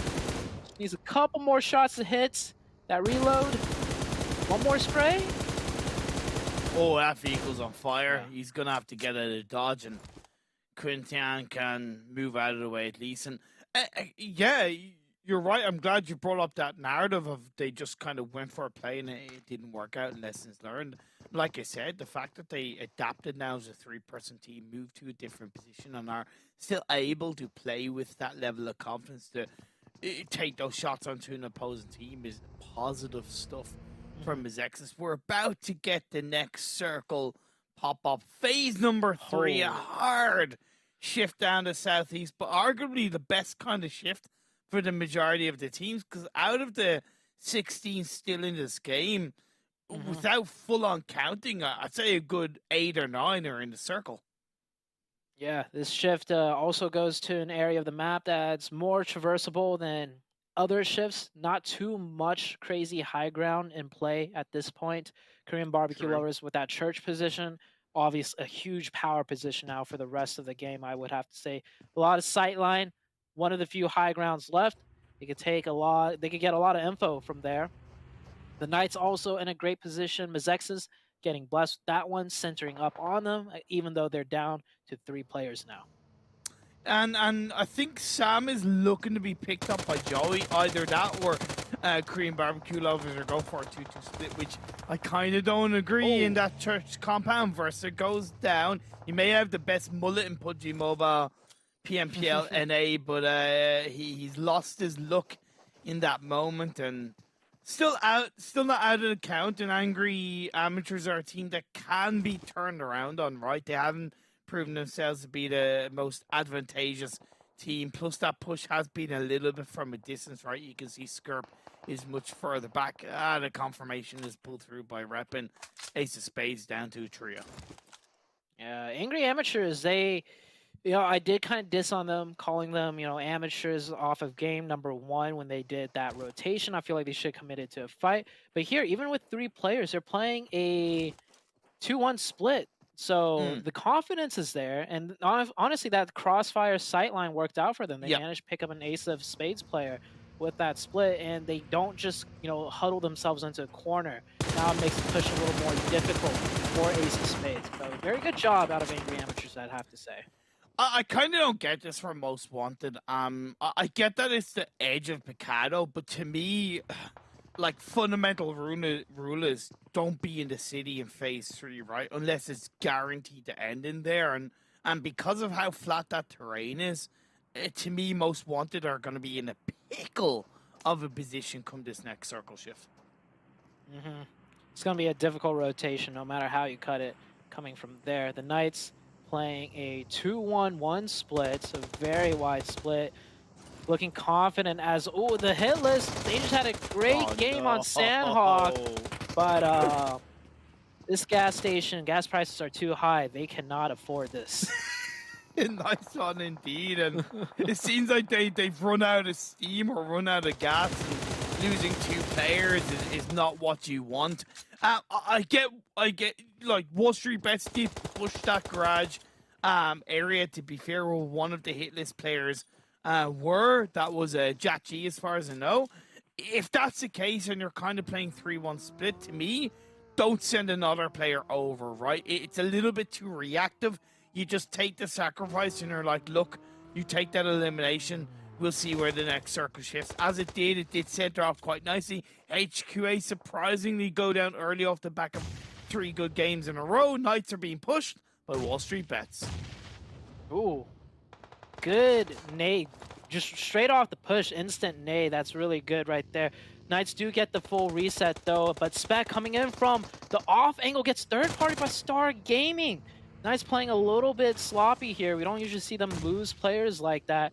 And now they're getting full committed by WALLSTREETBETS. This WALLSTREETBETS team has been looking scarier and scarier day by day, and they could easily take this win over the Knights. Respectful push by WALLSTREETBETS, not putting all their eggs in one basket. You can see they have another player in behind. Now Tensa does pick up that elimination onto that Jachi. Skirp was taken down, so it does put them under pressure in that regard. And credit where it's due, was an initially decent push by PK and off the back, but by WALLSTREETBETS, should I say. But Knights, despite them losing a player, still come out on top. Yeah, not just losing a player, getting third party too. That wasn't even, the WALLSTREETBETS knocking the first one. They got third party. So it's not to say WALLSTREETBETS played bad. I think that just goes to show how resilient and tough the Knights really are, being able to bring that one back in their favor still. Oh, that nade nearly connected onto Ace of Spades. Got quite lucky off the back of that pop. Another nade goes at Pappy Sour is on his own, but great support. He's gonna find that one. Picks up Membe. Blinky's there to try and find a revive, but Complexity can't really do anything. The confirmation pulls through. Ace of Spades down to 2. As far as I know, Complexity is the sub for Ace of Spades, so he might not have as much team experience coming into the PMPL NA with the team, so might slow their ability down to get these good results, and they're getting out of dodge, recognizing that they've lost the majority of that engagement. All the teams right now still scrapping their way in. Most Wanted did manage to make their rotation out of Picado, and they actually find a compound to play in on the edge. I do believe, I think MEZEXIS had this, but they had to leave to defend the ridge lines that you see here. MEZEXIS was, down to 3 to begin with, so maybe they had to readjust right there. Ace of Spades, Complexity, getting blown up in the car. I think everybody has made it in this circle and just in time too, because the zone is about to shift once again. Complexity gets knocked. That puts the side of Ace of Spades down to a solo player. Blue zone closing in. The hit list down to 2, but they do have somewhat the center of the circle. Korean barbecue lovers have an absolutely wonderful spread. A lot of angles covered in towards the south center part of this circle. The high ground is where to the north of, should I say, of Korean barbecue lovers, but you have the edge of the roadside in play, and that is a brutal shift up north. I like this zone a lot. Not much cover to play in, so a lot of teams will go out. But this is one of those zones where you'll have like one dominant team on the north, one dominant team on the south, east and west, and it'll be like maybe a 6-team standoff at most, which always makes for a more exciting ending than one of those where you just have too many teams, stragglers involved. But let's see what these other teams can do as they try and go on in. Execute right now, getting a knock onto APHELION. APHELION moving up to the high ground to get better, probably position and advantage to break into the zone. I don't know what Execute's going to do here, though, as all they have to work with is low ground. They're going to confirm this point and maybe try and take APHELION's position to hop down right in. And how is that not a headshot? That was a headshot, but it must have been level either 3 helmet. A level 3 helmet or just, I don't know. But yeah, that was an absolute perfect headshot by Telly. And the fact that they were already taking an engagement against APHELION Esports, really great reaction time from Telly on his own. Yeah, all the individual players on Execute, very high skill level and reactions, right? It's just the synergy is not there whatsoever, I'd have to say. The teamwork, the strategy, all of that is missing. But the individual player skill level, they are experienced, they do pack a punch individually. Korean barbecue lovers third-partying as well onto the players of Execute. They did lose a player, so that's really good stuff from Korean barbecue lovers as they hold on to a 2-2 split. Execute moving out of the way, trying to get out of the fire and into the frying pan. Let's see if they can cook themselves up a squad wipe. They find Trick of APHELION now. It's just Clown left in his own, and he gets finished off by, I believe, the HITLIST on the other side. Yeah, it was finds himself a little bit of a cheeky elimination. Yeah, APHELION going down once again. Not a good performance this game either. Yeah, first week, definitely just as well as they did. I think we won't see that type of performance from them, you know, throughout the duration of this tournament ever again. But not to say they can still be a very strong team. We've seen it. Star Gaming right now taking a fight with Most Wanted. Most Wanted pulling up. It was a 4v1 situation, I think, and they could not do much right there. Most Wanted having a decent game here, keeping 3 up into the late game, and we're about to head into the next circle shift. And the Knights right now controlling the entire northeastern side in that zone. Well, this is the Knights game to kind of pop off here. They only have 3, but we saw what they could do with 3 earlier against the likes of MEZEXIS. Or not MEZEXIS, WALLSTREETBETS. They're the only team that's inside the circle. You have 6 left, and all 5 of them are outside the circle. Yeah, this is potentially the best opportunity for a chicken dinner in day 1 of week 2 in this PMPL North America. Most Wanted, they've been very good on their rotations. I questioned them in a couple of circles ago on their position, but they've been able to pull off some really clean rotations at the perfect time, and the previous phase was no different. They did lose a player, Alucard to IGL, but he will still be able to give that information over and support the team as they look to try and fight their way into the edge of the circle. Xenox picks up QRT. Sam of Korean Barbecue Lovers tries to carve a position into the edge of the circle, but that position from Xenox has been taken out. The rug pulled under by Sleepless. Now, that was outside the circle, so arguably, it's still not bad for Knights. Yeah, Xenox was put in that position to slow all the teams down, making it even harder for them to fight the blue zone and his 2 teammates further in zone. But a beautiful nade. Xenox was not ready for that one, and Xenox will go down. There's no way he's going to get revived here, putting the Knights down to 2. Korean Barbecue Lovers have 4, but they have to fight into the cross opening of the hit list, and the hit list are slowing them down and really doing a number in on them. Korean Barbecue Lovers, even though they have 4, I don't think they're going to make much use of it because they still have to fight Execute once they get into zone on that side. Exactly. Now, both of these teams have to move into the edge of the circle, and they're under a lot of pressure. Sure is going to get put down to the blue. Arsh is trying to find him, tickles him on. He's running out of time. He's running out of steam. He's trying to find the eliminations. It's not meant to be a top 5 finish for the hit list with 3 eliminations, and you called it. Execute were waiting in the wings. Joey is there. The pre-fire shots from Joey up the ridge of the hill is quite important, but Fade is prone down. He's going to be able to use that third-person perspective, steps up, steps out, takes out Korean Barbecue Lovers, and we are left with our final 2 teams. A little bit of a blast from the past. 2 strong teams in North America PUBG Mobile fighting for the chicken dinner of Game 4. Knights going up against Execute, Fate, and Jason against Coops and Tensa. A little bit toxic here. I wouldn't say 2 strong teams. I'd say 4 strong players. Woo! 4 strong players, and the fact that it's a 2v2, it does kind of go in the advantage of Execute, because if this was a 4v4, we know the synergy of the Knights will trump Execute almost any time of the day.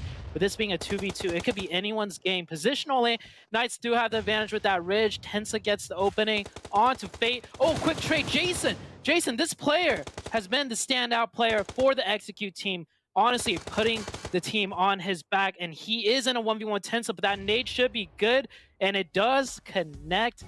Jason almost clutching it up. Huge, a 1v2 right there. But the Knights, they show, even if they lose players 1 by 1, it's like you said, it's not without cause or reason. They lost Xenox kind of just off to the wayside, but that didn't deter them or stop them from getting the winner chicken dinner. Spec playing a different angle on that push that the WALLSTREETBETS team did. He got third-partied, but that wasn't without cause or reason either. It all plays together, and even the Knights losing players here and there, they get the winner chicken dinner. Great job by them. Also, a really good game for Execute. I'll give that to them. Really well done, because earlier I did mention, I don't know what they're going to do from that low ground. Doesn't seem like they have much options to play with. They made that difficult rotation work, and they got a 2nd place finish. So Execute, really good job, well done there. Playing a little bit of devil's advocate, Circle Look to me gave that chicken dinner over to Knights, and for Execute, I need to see more of that before I'm going to be a little bit more convinced. So let's head to the highlights and then back to the desk.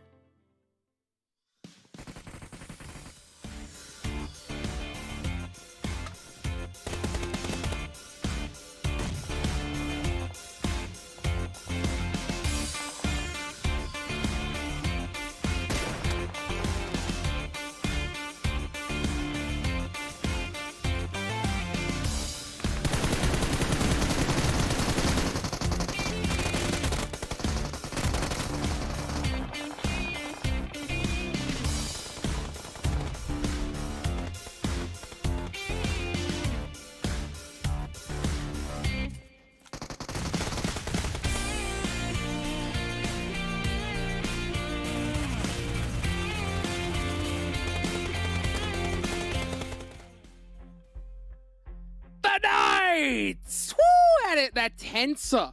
4-3. Bang! Right at the end. That's what we like to see. Of course, this PMPL couldn't be done without Monster Energy, our official energy drink partners. Unleashing the beast. That is how you get it done right there. Of course, guys, keep the chatter up. Let's go. I want to see more ats, more hashtags. Use that hashtag PMPLNA on the Twitter. Use it on Facebook. Use it on YouTube. Use it everywhere. And of course, one of your posts may end up here on the show. Somebody's going to be right here, or either right here, or right there. Boom. With their name right in the front. If you use that hashtag, guys. What a match. The Knights doing the Knights things. Honestly, once I saw them get that final circle, I was like, it's all over. It's GG. That is how you get it done right there. So take a look at the match ranking on that one to see where all these squads lined up. Sandstorm, 28 points for the Knights. And hey, your boys, Korean barbecue lovers, end up with a 3rd place on that one. Yeah, they did. And you know what? I got to apologize to the Knights. I said, oh, they're on the 2nd page of the leaderboard. And surely enough, they came back, 13 eliminations, 15 placement points. It's not taking them a couple of days to show that what kind of strength we're expecting from these guys. Don't so curse them. Don't curse listen, them. All right, fine. Team Execute then. Execute, you know, one of the squads that tends to have a little bit of a problem when it comes to Miramar. So really nice to see them show up towards the very end. 18 points by the end of game 2. Korean barbecue lovers, I'm gonna show them some love as well. 17 points at the end of that one. Very nice consistency and most wanted. We saw their performance in Sandhawk. We saw what they were able to do, getting themselves a lot of points. And now, again, the consistency is there. The same can be applied to the likes of HITLIST as well. 9 points by the end of that game. WALLSTREETBETS, 2nd Miramar, 2nd good performance, 6 eliminations by the end of that one, but maybe a little bit too aggressive in that game. But let's have a look at that 2nd page of this match ranking. Back to back to the 2nd page with only 4 points again, 7. Ugh. You know who's back to the 2nd page It had as well? to be done. I'm sorry, it had to be done. APHELION Esports, man. What is going on with them? I mean, something that Sute is saying that kind of stuck with me is that he doesn't expect them to have the same performance that they had week 1 at all throughout the rest of the tournament. I was like, dang. Wow. Okay. I'm a little bit more positive. I'm hoping that they do have some kind of performances, but I'm not seeing the consistency that we saw out of them in the first week. And keep in mind, it's not like they can just, oh yeah, we'll relax. No, every match counts. This is gonna go to the overall, not just the phase 2 leaderboard. Every match counts. So I'm intrigued to see what's gonna happen with APHELION.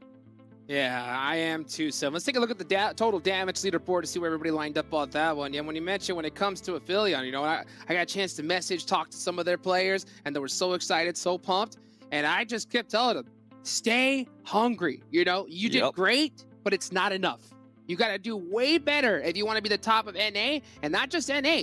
If you're going to be our representatives going on to the next stage. So that's what we want to see more from APHELION. Right, Seven? Yeah, it's definitely not a sprint. It is a marathon. It is going to be 3 phases. And then on top of that, if you make it to the finals, trust me, you're going to have to perform from the get-go. from the first minute that you get dropped. But looking at the top damage here, I mean, you can see Knights, 13 Illims, 2,400 damage, and then Korean barbecue lovers. I'm really enjoying what we're seeing out of these teams. Don't worry, we'll actually get a chance to talk a lot more about those two teams. But if we go down the list, Execute, one of those teams that just didn't have the clutch factor, in a way you could say, in the last week, showing a lot more promising stuff, at least for that last Miramar. I really enjoyed seeing what we were able to see out of Execute, and then we keep going down the list. So WALLSTREETBETS continuing the performance that they have had, and if we keep going down the hit list, I mean, even though it's just 3 Illims, 633 damage, it's still good to see the hit list here on the first page. Hot Jukes. Yeah, good to see the hit list there. I want to still see a performance like we saw from the last time from them. I want to see more from all of those squads before I really just got on their train, you know. But APHELION did great. Now kind of taper it up a little bit. Come on, let's get that train back up and rolling. And one train that I've been waiting to see roll has got to be Korean barbecue lovers. All right, I want to take a look at their stats.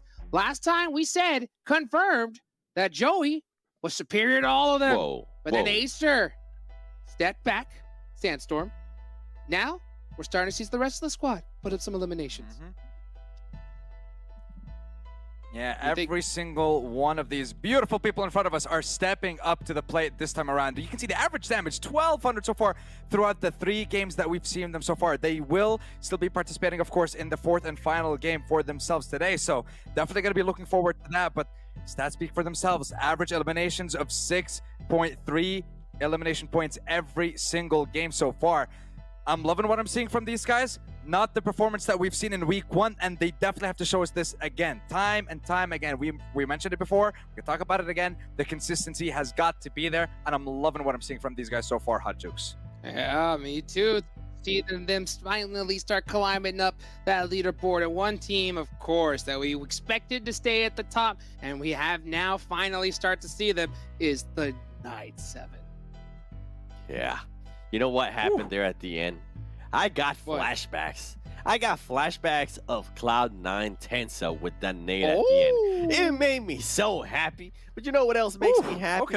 Seeing this kind of damage output from not just Coops, from Tensa and Xenox as well. I mean, 996 damage. That's disgusting. 4 Illims. I'm actually, if I know Coops, I think he's going to be a little bit than just 4, but hey, you can't be mad at that, okay, Coops? You cannot be mad at that. Then you have Tensa, 688 damage with 5 Illims. Keep going down a little bit more. Xenox, 766 with 4 Illims. And then we go down to Spec, 0, 195, 0, 0. Hey, it happens, but with this here, I mean, we already played a week. You guys, I'm pretty sure, had already a bunch of practice in too. Spec was that player that was going to come in and replace Chico. I was the one that was calling for it. We were all calling for it, saying, hey, this is going to be a completely different team if Spec does end up joining. I want to see more, Spec. I want to see a lot more. Come on, Spec, mi hermano. I know you can get this done. We know what you could do. Let's see that Spec of old as we go ahead and take a look at the map performance for this next map that we got coming up here. Now, 7, I want to start a little controversy here. Okay? Why don't we start spicing things up a little bit? All right? Let me know. For your squad, if you could take a team right now, a player, right? This is your team, 7. Who are you taking? Spec or Joey? Oh, Joey, bro. Come on now. Oh! You kidding me? Okay. This man has been on a tear, bro. Since last PMPL. I mean, we talked about it before. Where's the loyalty, bro? And I can't just deny my boy. Joey's been putting in the work too. We've seen it over and over again. But you know what? Going into the next match, we do see that Knight, by the way, Knights is going to be playing this next match. APHELION, though, however, they're going to be sitting out along the likes of Healthy Prediction, Most Wanted, and 19 Esports. So if I'm any of those teams, Nova Esports 2, remember, Nova's trying to catch up APHELION Esports 2 on that overall leaderboard for all the faces. They better take advantage of this. They better take advantage indeed. All right, Sandstorm, I'm going to ask you a kind of similar question, okay? Acer or Joey? Okay. Who would you take? You know what? I think I'm going to go with Acer. I just, you know what? There's that one clip from Acer that I'm never going to forget, and I'm going to stick with it. He's my boy for this time. Hey, that M16 was where it was all at. Let's see if we can do it again in this tournament here as we go on to none other than Imperium and Zute for the next match. The next match, the final match of the day. Thank you very much, gentlemen. For me, Zute, I'd go with Joey just for that curly hair, man. I wish I wish I could have hair as curly as that. Either way. Yeah. Sorry. Go on. No, go ahead. I feel like you were going to weigh in on the curly hair aspect. I was gonna say, like, Joey is as lovable as he looks. If you ever get a chance to talk to the guy, one of the nicest guys, the most humble guys out there. And this guy also, he grinds really hard, puts in a lot of work. Really, you know, just great guy all around. Really happy to see the Korean barbecue lovers do so well because, you know, Sam, Acer, all of these guys, everyone on the team just really laid back. They're probably... Out of all the players that I've known since like the beginning of PUBG Mobile competitive history, I think those guys right there, they're some of the chillest, nicest guys. If you ever want to, you know, hang out with one of them or some of them at a LAN or something, you'll have a good, nice time with them. Just really stand up people. And I'm so happy to see them starting to pull things together and start doing well. But you know what? Nice guys finished last. Zute. We're not looking for nice. We're looking for hungry, competitive, winning players and winning teams. So hopefully Joey can keep the friendliness to outside of the game. In inside game, you got to keep it ruthless. You got to keep it aggressive. So that's what I want to see from Korean barbecue lovers. And look, I love the fact that you're able to highlight that about the Korean barbecue lover players, because it is an important aspect that if you're able to, you know, be friendly and have a good chill attitude outside of the game in that regard, it is more likely going to have a positive effect inside of the game. And the phasal circle isn't too positive compared to the playing path and for pretty much all of these teams. Yeah, but it is a very familiar area of Erangel. I think we've had a lot of zones and towards the west side already. We have yet to see a military base ending, but we've seen a. I don't think you were here that day. You weren't here, but we had a Mill to Power ending. It ended on like near the Mill to Power area. That was a fun game to see, and we had a crate ending like I mentioned. True. We had a lot of crazy endings on Erangel, but not yet military zone. And for today, you won't see that either. It's going to be somewhere in the western side. Whoa. Zute. No, there's no. If you're gonna say what I think, there's still a little bit of military island in play. No. Just am I wrong when I state that the military island is still in the circle? You are factually correct. Factually correct. There you go. That's it. Continue, my friend. Okay. All right. Okay, Imperium. This guy. I'm such an asshole. That's great. I think to the people that don't know, Imperium's currently casting this at like what 3, 4 in the morning. This man it is literally 3 o'clock in the morning for me. he needs to go get some sleep. Man, he's talking about military island in the zones. Like, man. All right. So there's not much else going on besides the fact, you know, military island partially in the zone. Nova. Ooh. I think he's fine. Yeah, Ren does make it over. Four Bros. That's the team I want to talk about right now. I think Four Bros. Trying to do a quick little thinking in my back of my head. I feel like this is the only team to yet show any improvement, right? Ooh, we have other teams like Most Wanted. I said they are down bad with how they played last week, but we saw today them win a 4v4, them pick up some elimination points. Four Bros is one of the teams that I think I have yet to see anything out of. Like Star Gaming, they had a really bad week too, but even today, when we mentioned them a few times here and there, some good positions, some points. Four Bros, however, I think is still the only team to really show us anything. So with this being a new week and last match of the day, they need to do something, just anything at this point. With this kind of circles, Zute, what areas are you kind of thinking or looking for the teams to to somewhat take control of. I suppose even outside of the normal areas such as Gaka and kind of Chopsticks. The area north of Quarry is good. So Yeah. not the Quarry Hills, but that mountainside that's like east of where the Quarry actually is. It's like there's like 3 ways up the mountain more or less. That area is really strong. Hard to hold down though, of course, especially in the first zone. If your team wants it, there's so many different ways to approach it. But honestly, with Erangel being played so often in this area, I don't think there's any like real obscure power positions. I think all the good positions, everyone pretty much knows they'll take. That's also a really good one that Alexi's going to right now. And that position is actually so strong that we've seen throughout the years. Teams will full send, like 4-man strong in a car. They will full send that spot even if there's another team there, just because it's that valuable. And honestly, that position is also a position where it's like the only real method of attacking it is to just go straight in. Yep. Because it's such a nice little alcove that you can't really get any sightlines onto it. And if you do try and get off angles, you just open yourself up to so many other angles that other teams might be coming in from. So that's why we see those full sends so often. Yeah, great rotation from Dope coming into the early parts of the game. I've been relatively happy with the timing of a lot of rotations from these teams. And it's not that, to me, that they're necessarily committing super early to the center of the circle. I just think we're seeing a maybe quicker pace of rotational timing compared to, at least for me, other regions that I see for the time being. The Chosen going for a 2-2 split, north and south of Quarry. Like we see Fishy from Team Dope doing a relevant amount of scouting for his team as they hold onto a strong spread. But Nova to the east of them, back to back to the east of them, and Knights swinging in from the east as well. The central area is going to get a little bit close for comfort. Nova right here, we saw them in game number 1 take a fight with APHELION right here. So that area of the map, they're really comfortable and familiar with taking a push and taking a fight.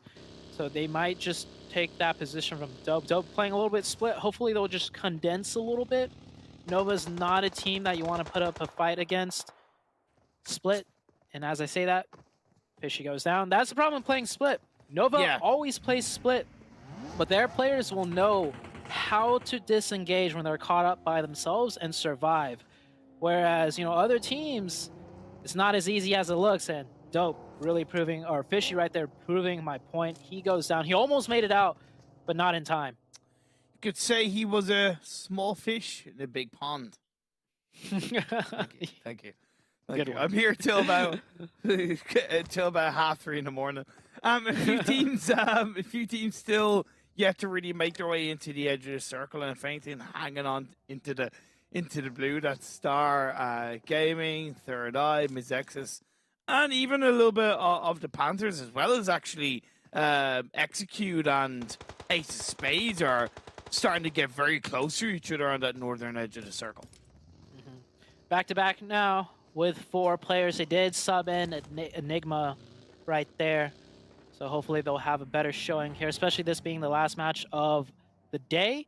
And if I'm not mistaken, if they don't do anything huge this game, like their Soundhawk game was decent, they got 9 points. I'll credit them that. Yeah. But still, if they don't do anything strong this game, this last game of the day, this might be one of the just worst starts for back-to-back, because back-to-back were strong in the beginning of last week. Yeah. They fell off later. So they still don't do well. It's just not good mentally to go into a new week still doing bad off of the ending of the previous week. Ace of Spades looking to avoid the fight against Execute. A wise call, in my opinion. Not necessarily because Execute are especially strong as a team, but more so that it doesn't make sense to really get caught up in a fight this early on in the game, especially on the northern edge of the circle. Phase 2 pops up. It's a nice clean shift down the southwest. Still majority of water in play. Now you can say we're not going to have a military island finish.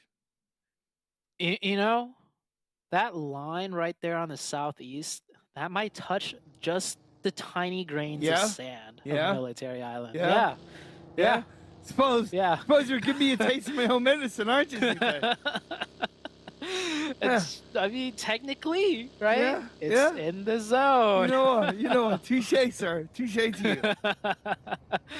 Oh man, I do really like this southwestern shift though, because I don't think we've seen a zone so far in PMPL NA for this split this far down to the southwest. We've seen a lot more endings that go around the northern half of that, and it's not to say that it won't go north and then we'll see a more traditional ending, but I want to see, like, you know, something with Quarry involved, because those are always fun zones.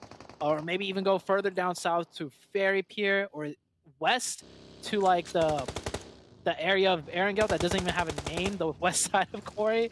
Those are all kind of the Primorse Kills. I would kind of call them. Primorse Kills. That's a good name for it. Yeah. You're dead right, and I look at kind of north and south of Quarry as being two power positions in this phase two, if it's gonna at least head in that direction, or at least in terms of creating that space around you. You made note of Ferry Pier Hill. 4 Bros are trying to hold on to that. They have oversight on the likes of Korean barbecue lovers, the Panthers, so they're kind of manipulating that little bit of traffic. So a good start from them, while WALLSTREETBETS hanging on to the Pachinki Hill and looking for an engagement onto the side of the Star game. Taking a look at my mini map, seeing which teams are positioned where. We do have back-to-back position on that hilltop that I was talking about east of Quarry, with Nova just down right below them at a compound. And here we go. Perfect timing, back-to-back on top of the hill. Nova playing a bit more just cautious, not as split, playing the compound. And I guess the teams feel like there's a tendency for the zone to go east of this current circle, because just statistically the zone ends east of this area more often. We don't see endings that often towards the west side of Quarry, so maybe that's why Nova's positioned there. You see one of the players of Nova splitting off to get a bit more info, getting a bit more scouting in, and that's what always makes a Nova, or that's what always makes Nova a strong team. Even if they're just sitting still, holding something down, they're always seeing what else they could prep for and start doing on any potential circle shift. They're always trying to think one step ahead. Sometimes they stumble over themselves because of it, but when it works out, and I think that Miramar game was a typical example of it, they look so good doing it. So yeah, I'm glad you pointed out with regards to Kindness just kind of sending himself a little bit to the west of where the rest of the team are. But back-to-back do have a very strong position. They're going to have to watch their backs in that regard. Ace of Spades, we saw them move away from Execute at the tail end of phase one, and it's definitely benefited them, picking up an initial knock onto the side of HITLIST on the very western edge of the coastline. We do see a phase three shift down south. Primorse Kills are in the dead center, but can Ace of Spades center themselves up and get the right deck, the royal flush of an engagement onto the HITLIST? Arsh is knocked, yet to be confirmed. Blinky in his own right is down on his knees, so it's a clean 3v3 fight. It's very difficult to connect those nades in all of the right ways, but the high ground pays off for Flash, picks off the head of Versa and contest. Next he has to switch over, but if you're not moving, you're sitting duck, and then as his teammate is going for the revive, you're giving all the time in the world for the HITLIST to turn this engagement around. And as much as fair play to the HITLIST for kind of turning it in their favor, let's be fair, that was a massive mistake from Ace of Spades. You can't do nothing in that moment. You got to be proactive. It's still yet to be finished off. 3v2, the low ground for Ace of Spades. Yeah, Ace of Spades definitely fundamentally playing that incorrectly. You're either at the very bottom of the ridgeline or you're fighting for the top. You don't just sit in the middle. And Ace of Spades right now getting picked apart. The HITLIST really showing up today, showing signs of life into this new week.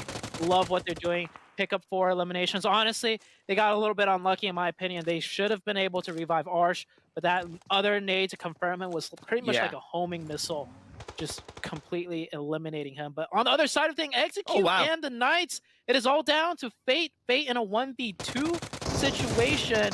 Can he clutch this up? It's a rematch almost. Coops with the peaks, the timings, just too good. Good job out of the Knights. Execute tried to do what they can, but you know, the Knights, like I said, just a stronger team when it comes to the initial fights. I think that did start off as a 4v4. Yeah. Coop's doing Coop things at the end of the day, and keeping Knights in this game as a 3-person team, losing Spec earlier on. With the circle shifting down south like we made note of, Dope were playing in on the northern high ground of Quarry. They moved to the south edge, and that's a fantastic quick little rotation. They're still able to cover the north, but they have so much information to the hills to the south of them. Angry Amateurs, great positioning from themselves. Same with the side of, I think that is the Chosen, and on this coastal side of the circle, Nova being slowed down by WALLSTREETBETS. Oh, that nade looks pretty good. I don't think it'll connect. No. So Nova right now taking a split on the beach side. It's quite interesting to see where the players are given the way the circle is positioned right now. They're more completely open. Korean barbecue lovers, I love how they're playing this zone. They actually have so many players to just take shots at. As a zone hardship, so into Corey. Here we go. A Corey ending, ladies and gentlemen. Yes, let's go. How many teams are going to send it into the center warehouses of Quarry? Star Gaming can technically go there. They're already inside there. Yeah, they actually are already inside there in a 2-1 split, but I would argue they're better off sending the full squad there. I am really happy, by the way, that no team went into Primorsk on that previous circle. That's a great nade by Sam connecting on the skipper of WALLSTREETBETS. A lot of pressure being laid out by Korean barbecue lovers. Did you notice how fast Nova rotated into that new zone shift? Oh my god, Jesus, yeah. They're gone. We saw them split 1-1-1-1 on the beach side, kind of like in the open. But I love how Nova plays. They always put themselves in positions where they can disengage so easily, even if there's teams around them.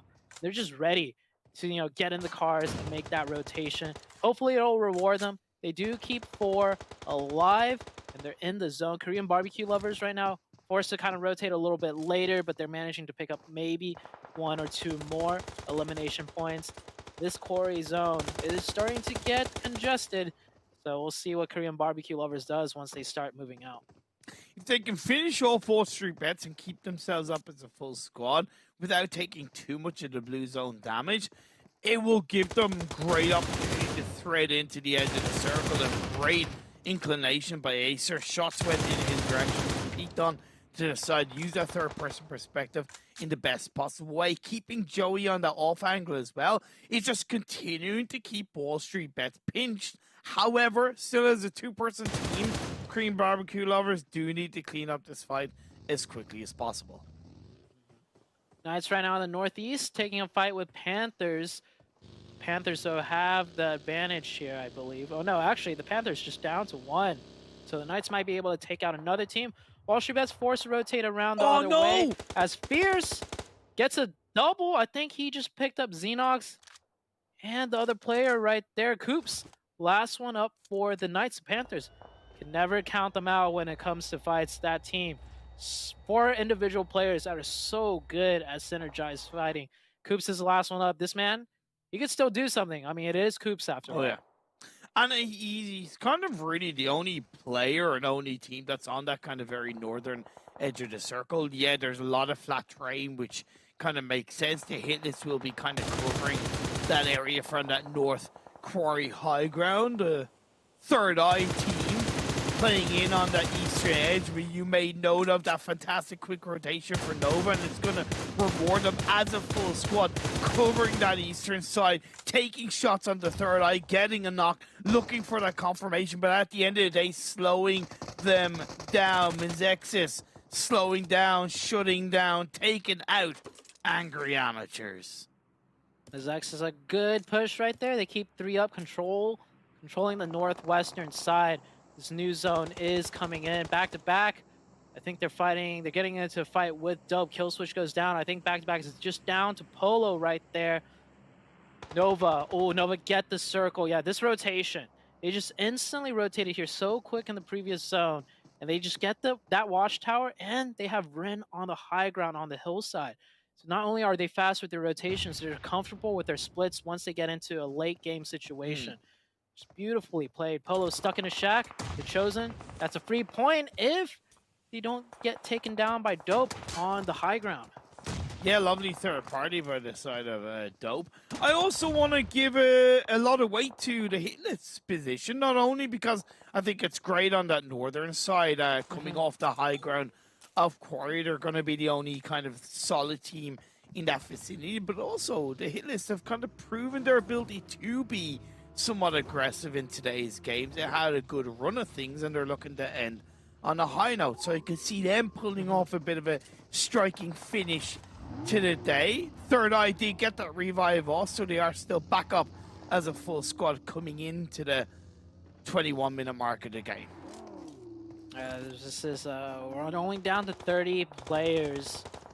And I don't think a lot of players are going to make it into... Actually, I do expect to see a lot of players still left in this zone. There's so many nooks and crannies in those ridges. If you get right below the ridge, you can stay safe. But Korean barbecue lovers, they were forced to rotate late as they took that fight with MEZEXIS for a while. MEZEXIS does get eliminated. They push on to THIRDEYE. This is doable. Sam in the back distance with really good cover. Oh, just as I say that, Koi knocks Sam.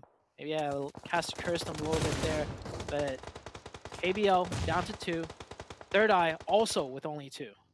Yeah, just kind of full sending, and it was always going to be difficult for Korean barbecue lovers. They were going in blind to that position as well, and THIRDEYE, I think, making the most of the fact that they got held back a little bit by Nova, and with that third party, that's going to be the end of Korean barbecue lovers. Arguably, I think they could have waited a little bit longer to move into the edge of the circle. They didn't need the full send it right, but at the end of the day, it was always going to be difficult for them. Yeah, they had Nova looking over at them, and THIRDEYE also just hard gatekeeping them. So it was a difficult fight. I think this is still a decent game compared to like just their last week performance. So I'll give them that much. Nova, however, on the other hand, just continuing to chug right along. 5 eliminations, 4 players still up, in a very strong position in the zone. Star Gaming also just in the middle. I think they've just decided to, keep their heads down this entirety and just play for the placement points. They're just hearing all the shots ring through like it's World War 15, and they're just kind of, okay, we're going to stay in the underground bunker, do nothing, wait it out, and see what happens. And as shots will die down, they might be able to move out back into the sunlight and find themselves a sweet chicken dinner. 8 teams left, 19 players, 24K. Always seems to be the final player left alive for WALLSTREETBETS. He's going to be going up against a 3-person team of Dope, and just as I say that, they find the bullets, they find the shots, and Dope pick up another elimination point. Ren is about to pick up a lot of eliminations here. Actually, Dope's probably going to be forced to go to the downhill more deeper into Corey, because Ren's not going to let him get past on the high ground. So we'll see where Dope ends up in a few minutes. They should be able to make it in the zone alive, and Nova actually prematurely backing off. That's what I was thinking. Yeah, I think they know, they're assuming Dope will take the low ground and not just push straight into them. So instead, they're going to focus their attention elsewhere. They do keep one player back, though, so that's good. As TC Opa, last one up, staying alive just right beneath Nova. Like I said, you can stay right below them. They won't be able to shoot down onto you. As other teams moving in now, the HITLIST, they got to make their push against Star Gaming. I love the fact that Nova are kind of putting all their stock into the western edge of the circle, or at least were for a small period of time. They do move Rin and his teammate much closer to Kindness in the center of the circle, but still great awareness from Nova in that moment to keep themselves up as a 2-1 split on that southwestern edge of the circle. Dope will have a little bit more freedom to move into the edge of the circle. Opa from the Chosen did go in his vehicle, made it down and towards the low ground closer to the side of the road, yet to be spotted by anybody. Still 6 teams left, 16 players alive. The HITLIST coming in from the northern side. I made note of them a couple of circles ago, but now they're going to have to start to get a little bit more into the mix, into the fold as they push closer towards Star Gaming. I feel like Nova took the safer route, giving up that high ground. It won't put them in the best position in the long run, giving Dope that, but it will help them defend that push that THIRDEYE was about to do. Star Gaming defending their push, or not their push, they're defending the push that the HITLIST try and push out onto them. HITLIST so far having a really great day, but it just stops right there. The nades, a full nade squad wipe onto the HITLIST. I'm not going to say that was easy, but that was also some pretty solid set of nades coming out from Star Gaming. They were very quick off the back of it, but like I said, the HITLIST, they needed to get down and dirty, and the best way they were going to be able to do it was simply just pushing Star Gaming on those buildings and hoping for the best. Nova lose a player. They're down to 2 onto 7 eliminations. So we have 5 teams left standing. Star Gaming, they have 3. Dope have 3. The Chosen have 1. Nova have 2. THIRDEYE have 1. Nova has a zone though, so if they can just stay alive, other teams might end up fighting each other. But Dope definitely have the advantage of the high ground. Alexi, oh, he had no idea, but at least the other Dope players will follow up. But they drop off the high ground, both of them. So the advantage is kind of back into Nova's hands.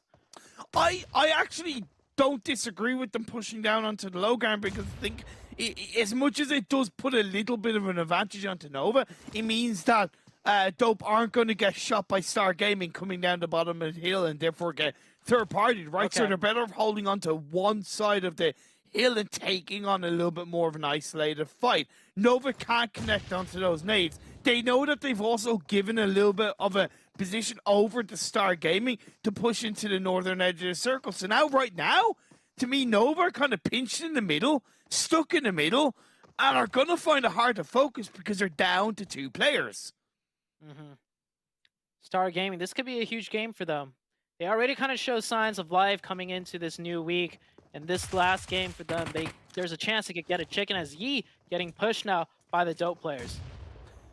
Casper. Illusions.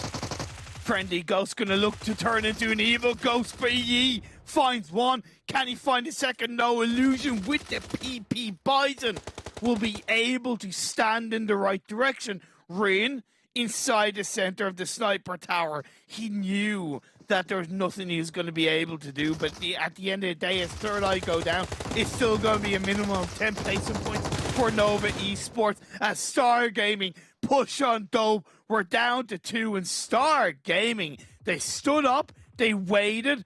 I said that they held on to the kind of bunker train of quarry, and as the light shined brightly towards the tail end of the game, they're going to look to grab themselves a sweet, sweet chicken dinner. Nova are going to make it easy. The pre-fire shots play through, and Star Gaming, they claim the final chicken dinner of the game, of the day.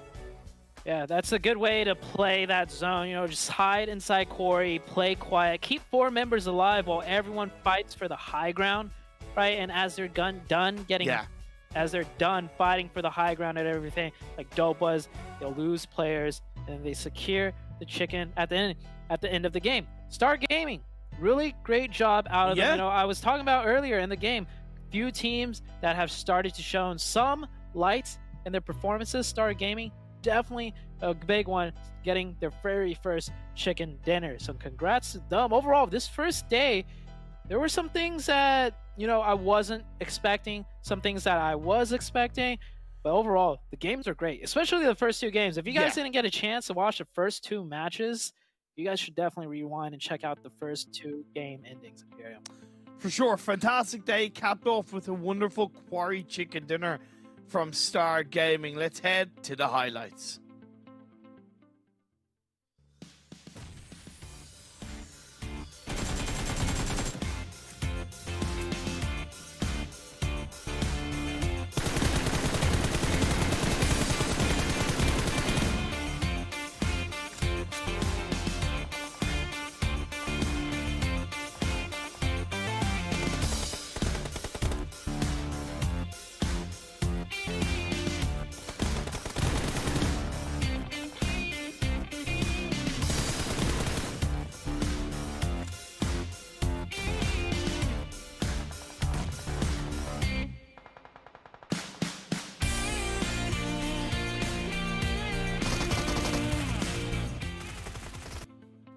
And that's how you finish here, day 1 here of week 2. Star Gaming. Woo! looking real good, getting that nice chicken dinner there. Hey, Nova Esports putting up a great performance as well. I don't know why Dope jumped off the rock. I'm gonna lie. I'm not sure exactly why. What they should have done was stayed on top of the rock and unleash the beast. Like our energy drink partner. That's right. Our official energy drink partner, Monster Energy.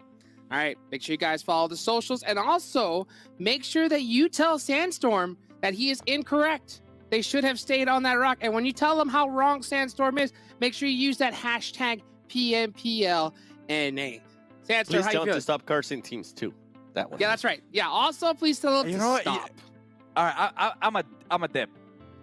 Okay. And to get a refund as well. Yeah, both those things. All the things need to get done, but I'll tell you what, this whole thing is getting fully funded as we take a look at the match ranking, see how everybody finished out on that first match here. Star Gaming, 21 points. No, a lot of top scorers here in this one, 7. Yeah. 21, 20 into, I don't think it's been a long time, honestly, since we've actually been able to see this. And I'm with you. I wish Dope Esports would have actually stayed on top. But yeah, you know, they didn't. Still, though, 20 points, 10 ilms for them is pretty big. And Star Gaming finally getting their first win so far of PMPL North America, 21 points for them. They're going to be happy with that. Nova Esports with this performance is going to be looking really, really, really great, especially if they're trying to still catch up APHELION Esports. And then if we actually go down, you see Pittsburgh Nice there, Sandstorm with 6 points. Yeah, 6 points for them, 6 points as well for Wall Street Bets. Not too bad for the last game of the day, especially with the performance that we've seen in the previous game as well. Korean barbecue lovers, 4 elimination point at the end of their last game as well. So still, in a way, keeping up that consistency, but dropping down a little bit.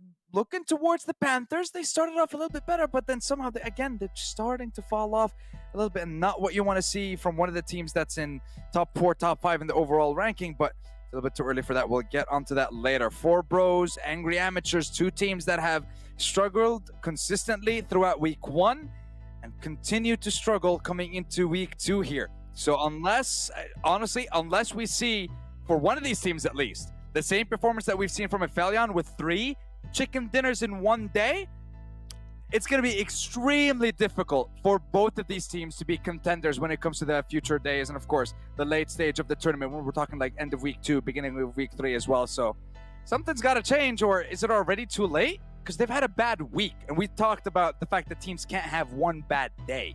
Hot Jukes. You know what, 7, I see you pondering. What do you think? I don't think it's too late yet. Not yet. Not yet? Okay. Man, I'll tell you what, back-to-back look like they're just nothing but laying on their backs this tournament so far. And I want to see them get up. I want to see them get up and make it happen here. And they really do. They really need to wake up in a big way. Yeah, let's take a look at that overall leaderboards. See where everybody's standing here. Remember, this is the leaderboard for phase numero 2 here. So let's see who's going to get those big bonus points. Nova Esports is on the top so far, 7. Nova Esports is on top, and what's crazy right now is that with what I was saying, I mean, they are trying to catch up APHELION Esports, and they're nowhere to be seen here on this first page. Remember, we're looking for consistency out of these teams right now. Nova's giving us that, and Knights, I mean, they made a jump from 10th place earlier when we showed you this overall ranking to now 4th place. They're going to be looking good too. Star Gaming with a win, being able to push up in a big way, and the hit list with the surprise performance that we have seen out of them so far today. I mean, this team, I'm hoping, okay? I don't want to jinx it in a way, but the hit list, I'm hoping this kind of continues. You guys have already achieved more than half points of what you got in week 1 in just one day, which is really, really impressive. Wall Street Bets, Korean barbecue lovers continuing the performance too. They're currently tied at 36, but I do want to see that second page because remember, the top 12 teams on Sunday at the end of the 5 games on Sunday are the ones that are going to be moving on and playing that living match for those extra points. Now on this one, I'm actually surprised to see this. And were you saying ooh at the 14 and 15? Yep, yes sir. Yikes, honestly. Sandstorm, I'm with that oof. Yeah, I'm with the oof, I'm with the yikes, I'm with the F in the chat for APHELION and back-to-back. I mean, back-to-back, this is the similar... Whoa, not APHELION this is, yet. Look, honestly, this is a very similar performance that we've seen from back-to-back in the beginning of week 1.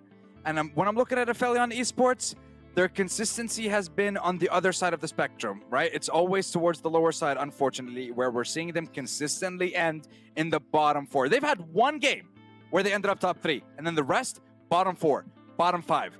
That's not the consistency that we're looking at here. But hey, they've had some bad days in week 1, but still wasn't as bad as this. So something's got to change, and there's no break.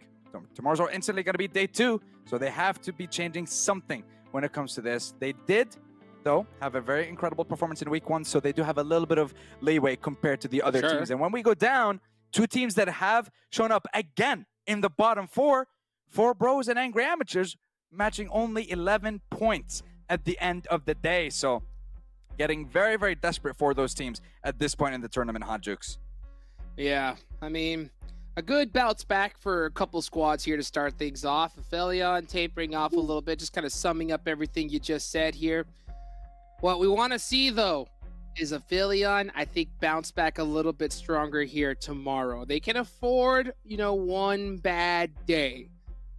But still, if you want to be at the top, you can't have any bad days. What are you thinking?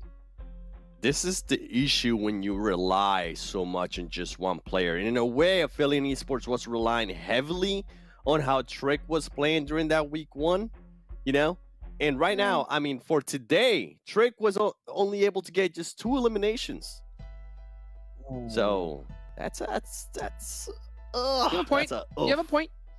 I think you have a point there. I mean, at the same time, even they had a great performance regardless, but at the same time, I think you are correct because we are looking towards the international states. I mean, Seven, you were there. You casted PMWI yourself. You saw the squads like that, and not to mention Sandstorm, you've casted other regions as well. We know what these other teams can do, and NA needs to step up big time because those guys, they don't have bad days. They go nuts every single game. Now, which player went nuts the most in this game today? All right, who do you think is our MVP of the day? Sandstorm, why don't you give me a guess? You know what? I'm not even gonna go with someone from Nova. I think, you know what? It might be someone from HITLIST. I think we're in for a big surprise at the end of the day. I'll go with Jat G. I'll go with Jat G. What do you think? All right. Seven? Are you gonna? I'm with you guys, actually. All right. Well, let's see. All Jat G across the board. Let's see who it is. Who's our MVP of the day? But you guys, let us know what y'all think. Hashtag be it's kindness. Oh, okay. Kindness. And hashtag Nova Strong. Yeah, hashtag Nova Strong. Hashtag kill him with kindness. And that's exactly what he did. 13 eliminations with 2,400 damage at the end of the day. Very good performance for Nova. And I mean, now they're topping the charts when it comes to the end of day 1. Very strong start. Not the slow start that we've seen in week 1. So now they have to keep building on that if they want to catch up to the likes of APHELION here, Seven. Yeah, and to our surprise, I mean, kindness, great day to you. Congratulations, MVP. I'm pretty sure you're going to be happy. But you know what? I'm actually surprised. Jat G, I just looked up his stats. 9 eliminations with only 1,400 damage. So, 4th place from what I heard for the day. Yeah, maybe it was just that match where he got a chance to pop off, which is, in a way, if you really think about it, is good. Because that means the other players were also stepping up. It's not just the HITLIST relying on one player. Yep. You really need the whole squad really popping up. And to be honest with you, the top teams I think we've seen in North America, we normally see a duo, right? We see a very strong duo of the squads. You know, with the Knights, we see Coops and Xanox. A lot of other teams have those strong duos. But, you know, international squads, they have that full squad that anyone can pop off at any moment. And we're waiting to see NA really prove that we have the same. And we're going to find out, guys, really soon here in the next couple of days. Make sure you guys go ahead and follow us. Hot Jukes here. We got 7 Worlds Gaming, Sandstorm, Imperium, Zute. Go hug your families and make sure you use that hashtag PMPLNA anytime you're talking to us. We'll catch you guys on the next show. See ya.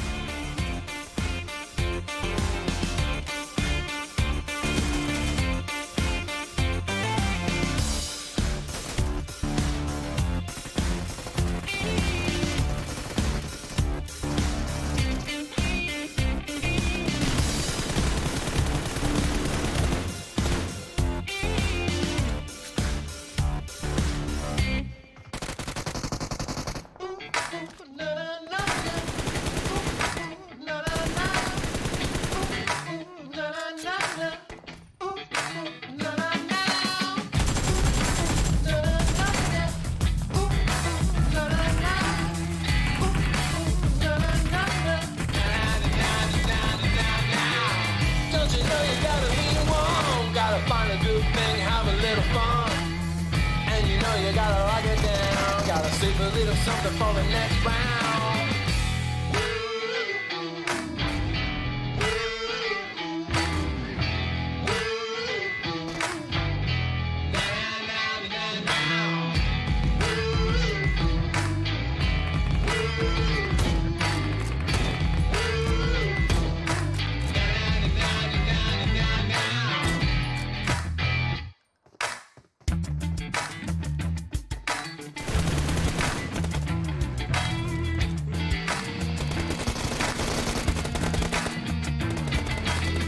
Don't you know you gotta be one? Gotta find a good thing, have a little fun. And you know you gotta lock it down. Gotta save a little something for the next round. Gonna give you just a little more. The brother's coming in through the outdoors. Doesn't even know where the beat's for. Gotta get your freaky body on the dance floor.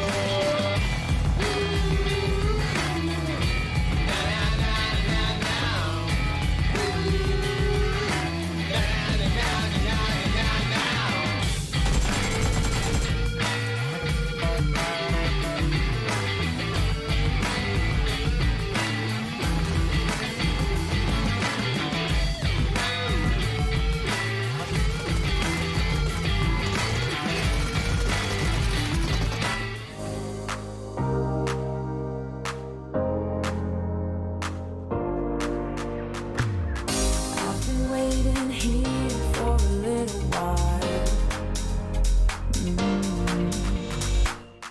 Keep me on my toes, 'cause that's just his style. Baby, can you make your move? 'Cause we don't have forever. Baby, I could take your pain and turn it into pleasure. Into pleasure. As time goes by, my love grows stronger. Can you feel it the same way I do? As time goes by, I can't wait any longer. Just say that you'll be with me too. As time goes by, my love grows stronger.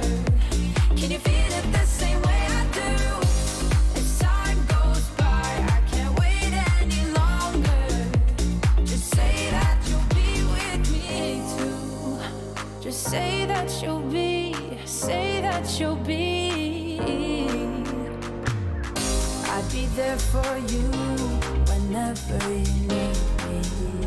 Whenever you need me. The HITLIST says they have to walk down that hill into the edge of the circle. Oh, and hold on, the shows Baby, are do you getting feel very the aggressive. same, or do you feel the pressure? I promise I can take your pain and turn it into pleasure. Into pleasure. As time goes by, my love grows stronger. Can you feel it the same way I do? As time goes by, I can't wait any longer. Just say that you'll be with me too. As time goes by, my love grows stronger. Can you feel it the same way I do? As time goes by, I can't wait any longer. Just say that you'll be with me too.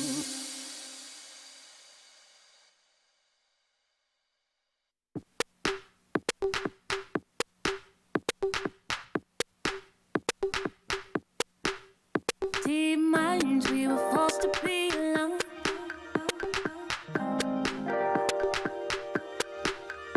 Unknowns and nowhere is the same. And even when it seems like there's no way out, we'll grow